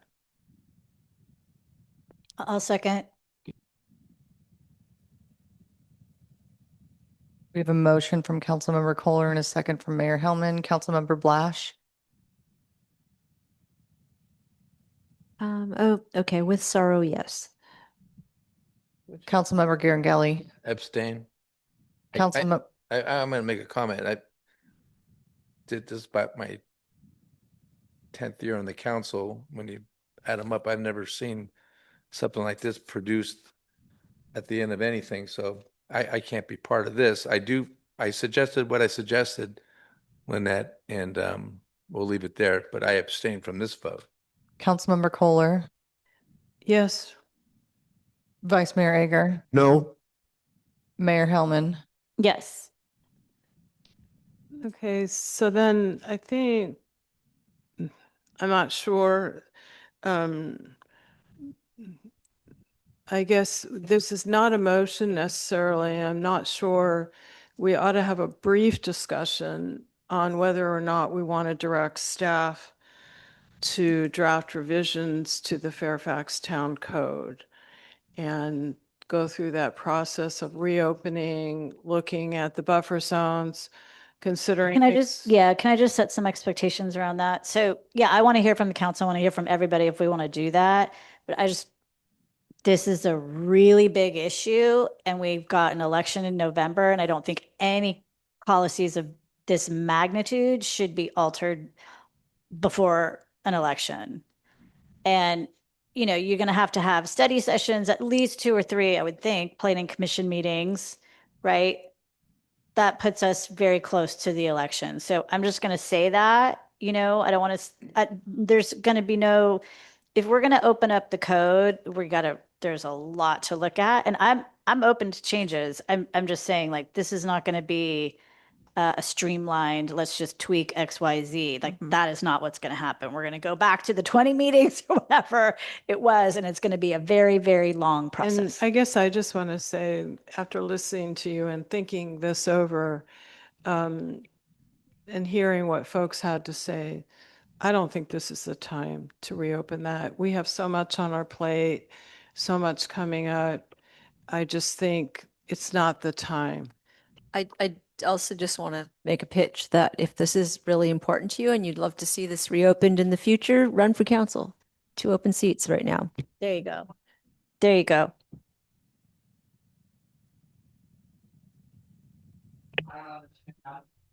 It was provided to the public. It's outside on the safe.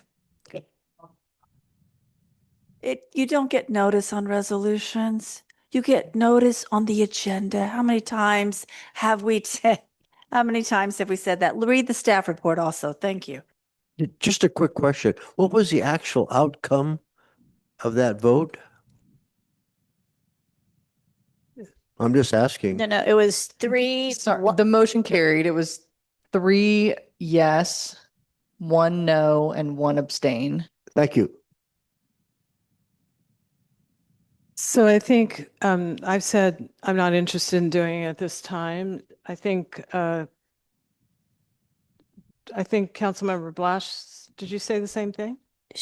I didn't hear you. Yeah, I think that a new council should take this up. Okay. Do you have any comments about changing the code, Frank? Sorry, changing the code? Yeah. Are you? I didn't vote for that code in the first place, so I looked at that code. Boy, I would have a much different code if I were writing it. So did you want to reopen the code? Like, so what we're talking about right now is whether or not we should reopen it and start reconsidering changes to the code.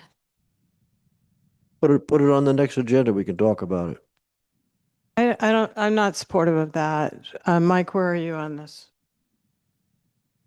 From a business point of view, I would rather see Lynette find a location that works instead of fighting this fight. I'm not against putting it on the next agenda to discuss it, though. Well, I am. I don't think we should do it on the next agenda. Nor do I. Okay, let's move on. Thank you for everyone who showed up and offered your public comment. Mayor, I think it's 10:30. We passed the 9:30. I'd like to make a motion to waive the 9:30, 10:30 rule. Second. Councilmember Blash. Yes. Councilmember Garangelli. Yes. Councilmember Kohler. Oh, I'm sorry. Yes. Vice Mayor Ager. Aye. Mayor Hellman. Yes. Okay, we're now on to consent calendar. The council can approve all items on the consent calendar in one action. Alternatively, any council or staff member can remove items for separate discussion and voting. Public comments for consent calendar items are taken collectively, not item by item. During this period, speakers may address any item on the consent calendar, with each speaker allotted up to 2 minutes and limited to one comment session. Does anyone have any quick clarifying items without having to pull? Yes, ma'am, if I may, I'd just like to pull the financial statement, just to go over it very quickly, very quickly. So you do want to pull it? Yes. Okay, which item is that? That's A. Okay, we're going to pull A. Anything else? Let's do public comment on the rest of it. Okay, let's pull A and do public comment on consent calendar B, item B through I. Mike, are you not going to vote? Okay. Okay. I'll be back. Okay. Go ahead.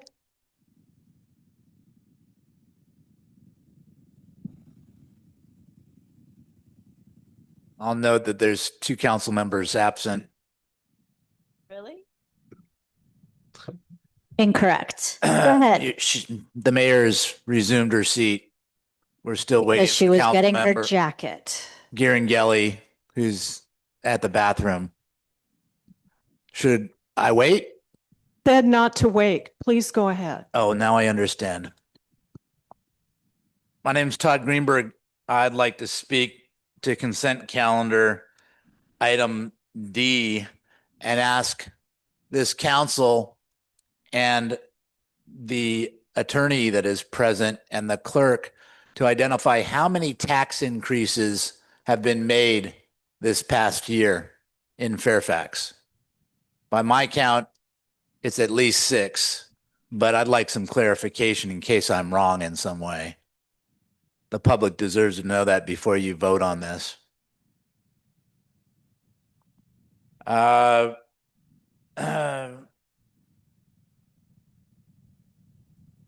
There's also the RV, the another tax on here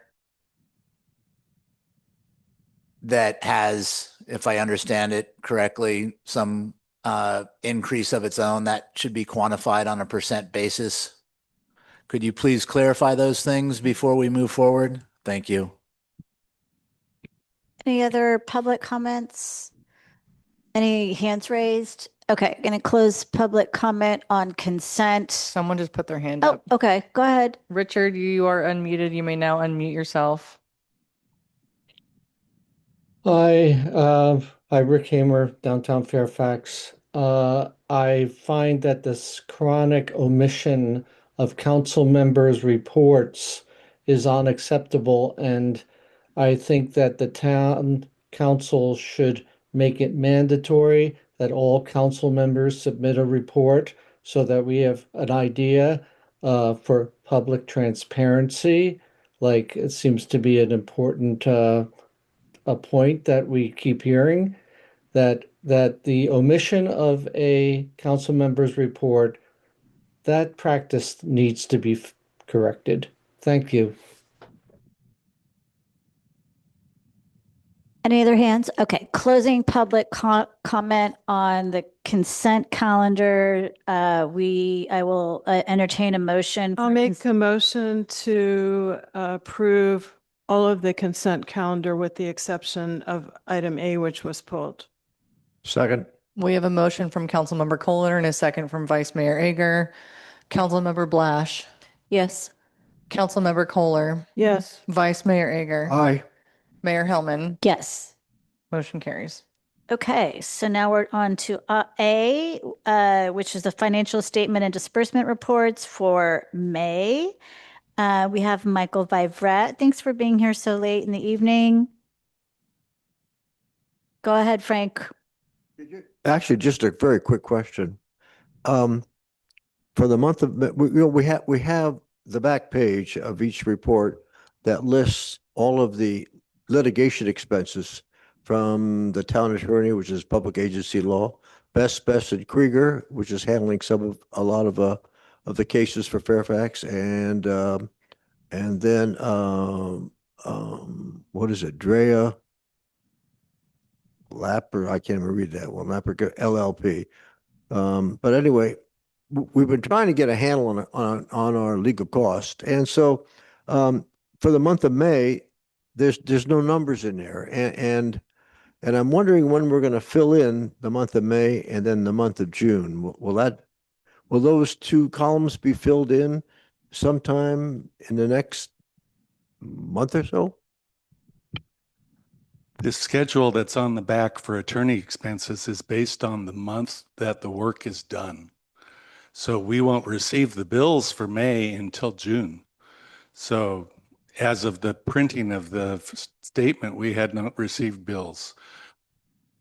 Okay, so when will we see a year-end report on the legal costs? When will we know what it cost us for the year?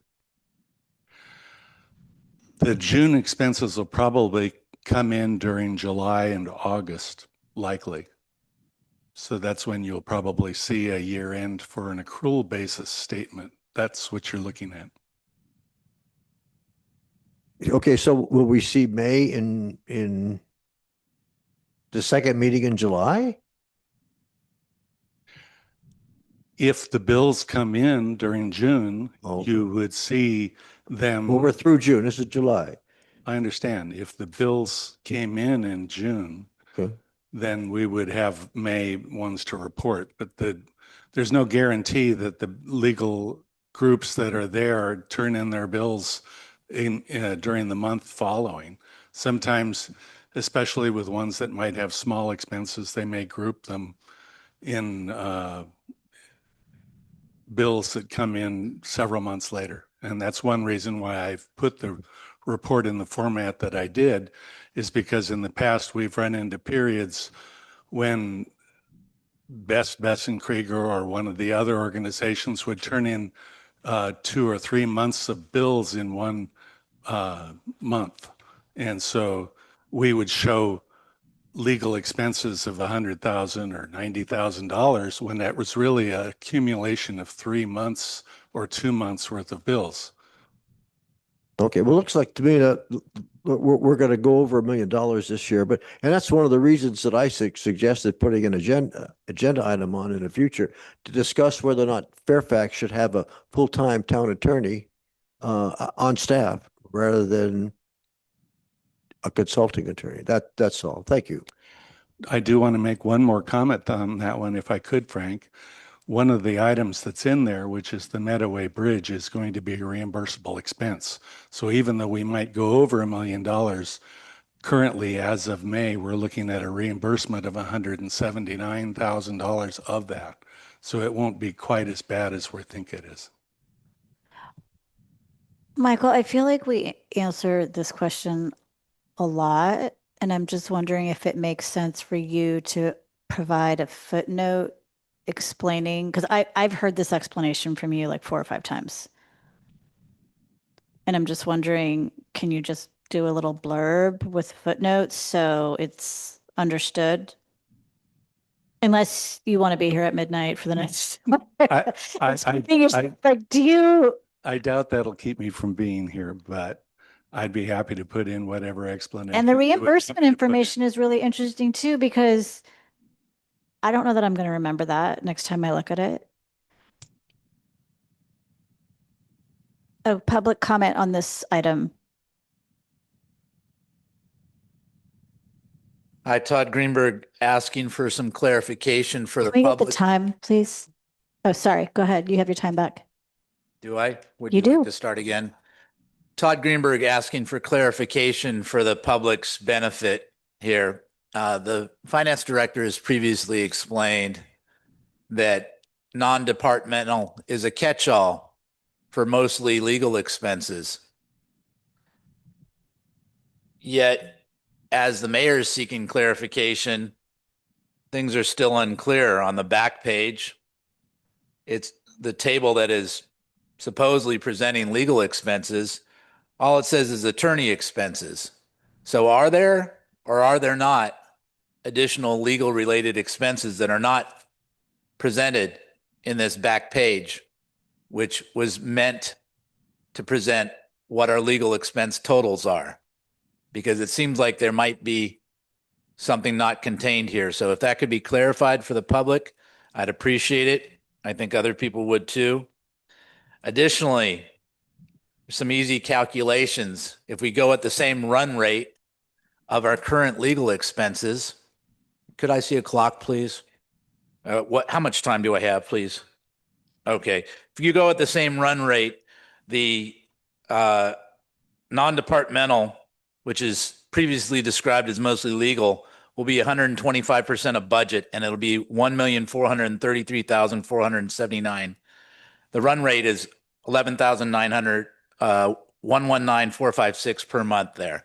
Same thing, similar for calculating a run rate for the attorney's legal billings. The town attorney, Janet Colson, 300,000 was budgeted. It's 26,199.45 for the run rate. She's going to be 4.5 or 4.8% over. I would suggest that this council direct the finance director to ensure that contracts require that legal billings be presented on a timely basis. Thank you. Any other members of the public We wish have- to speak? Sorry. You have a raised hand? We have one raised hand on Zoom. Deb, you are unmuted. You may now unmute yourself. Thank you, Chris. Deborah Benson, Cascade Drive. There was a check written to a Samuel Scott for biological services for $600. And I am wondering if that was for checking for active nesting at around the sequoia tree that was taken out in Doc Egger Park. And if it was not, I'm wondering what it was for. And also, I really take issue with that gong. But just now, I was kind of happy for it because I was falling asleep and it woke me up with a start. So thank you for hearing me. Thank you. I'll make a Closing motion. of Can public we- comment on Okay. item IA. I'll make a motion to approve. Oh, I'm sorry. Go ahead. Lisa had something I to just say. wanted to say, I mean, is it okay to ask, like, can we get a clarification on the $600? I think it's interesting for biological services. I'm happy to answer. Yes, we actually had biological services free from PG&E, and we did our own checking with that service. And then in addition, we consulted with Wildcare. Great. That was Thank you. free. 'Cause I just want to note that I think the town has been doing a really wonderful and thorough job on trying to check for nesting birds and other possible wildlife impacts when we've had to remove trees or do other activities. And I've been pretty impressed by it. And it's been brought to my attention again and again by several community members. So I just want to put it out there that yes, we are doing that. Thank you. Thank you, Councilmember Blash. I'll make a motion to approve item 6A. I'll second that. We have a motion from Councilmember Kohler and a second from Councilmember Blash. Councilmember Blash, Yes. Councilmember Garangeli, Yes. Councilmember Kohler, Yes. Vice Mayor Ager, Aye. Mayor Hellman. Yes. Okay. Can I add to the adjournment when we do it? Sure. We are adjourning tonight's meeting in memory of Katie Hortcorn, She was the mayor of Ross. Alberto Bernardino da Cunha, and George Pickerainen. Thank you. And I just wanted to add Bill Noble, who is my father-in-law, who was a West Marin poet, naturalist, and environmentalist who died about 2 weeks ago, and was absolutely tickled that I ran for town council. So Aw. get out there. Would it be possible for the town council to receive a copy of the CHP report on the death that occurred on Sir Francis Drake Boulevard, just outside town limits? Okay, I'm There's gonna been a meet, lot of talk I'm gonna about that. adjourn the meeting and you can write to staff about that because the meeting's adjourned.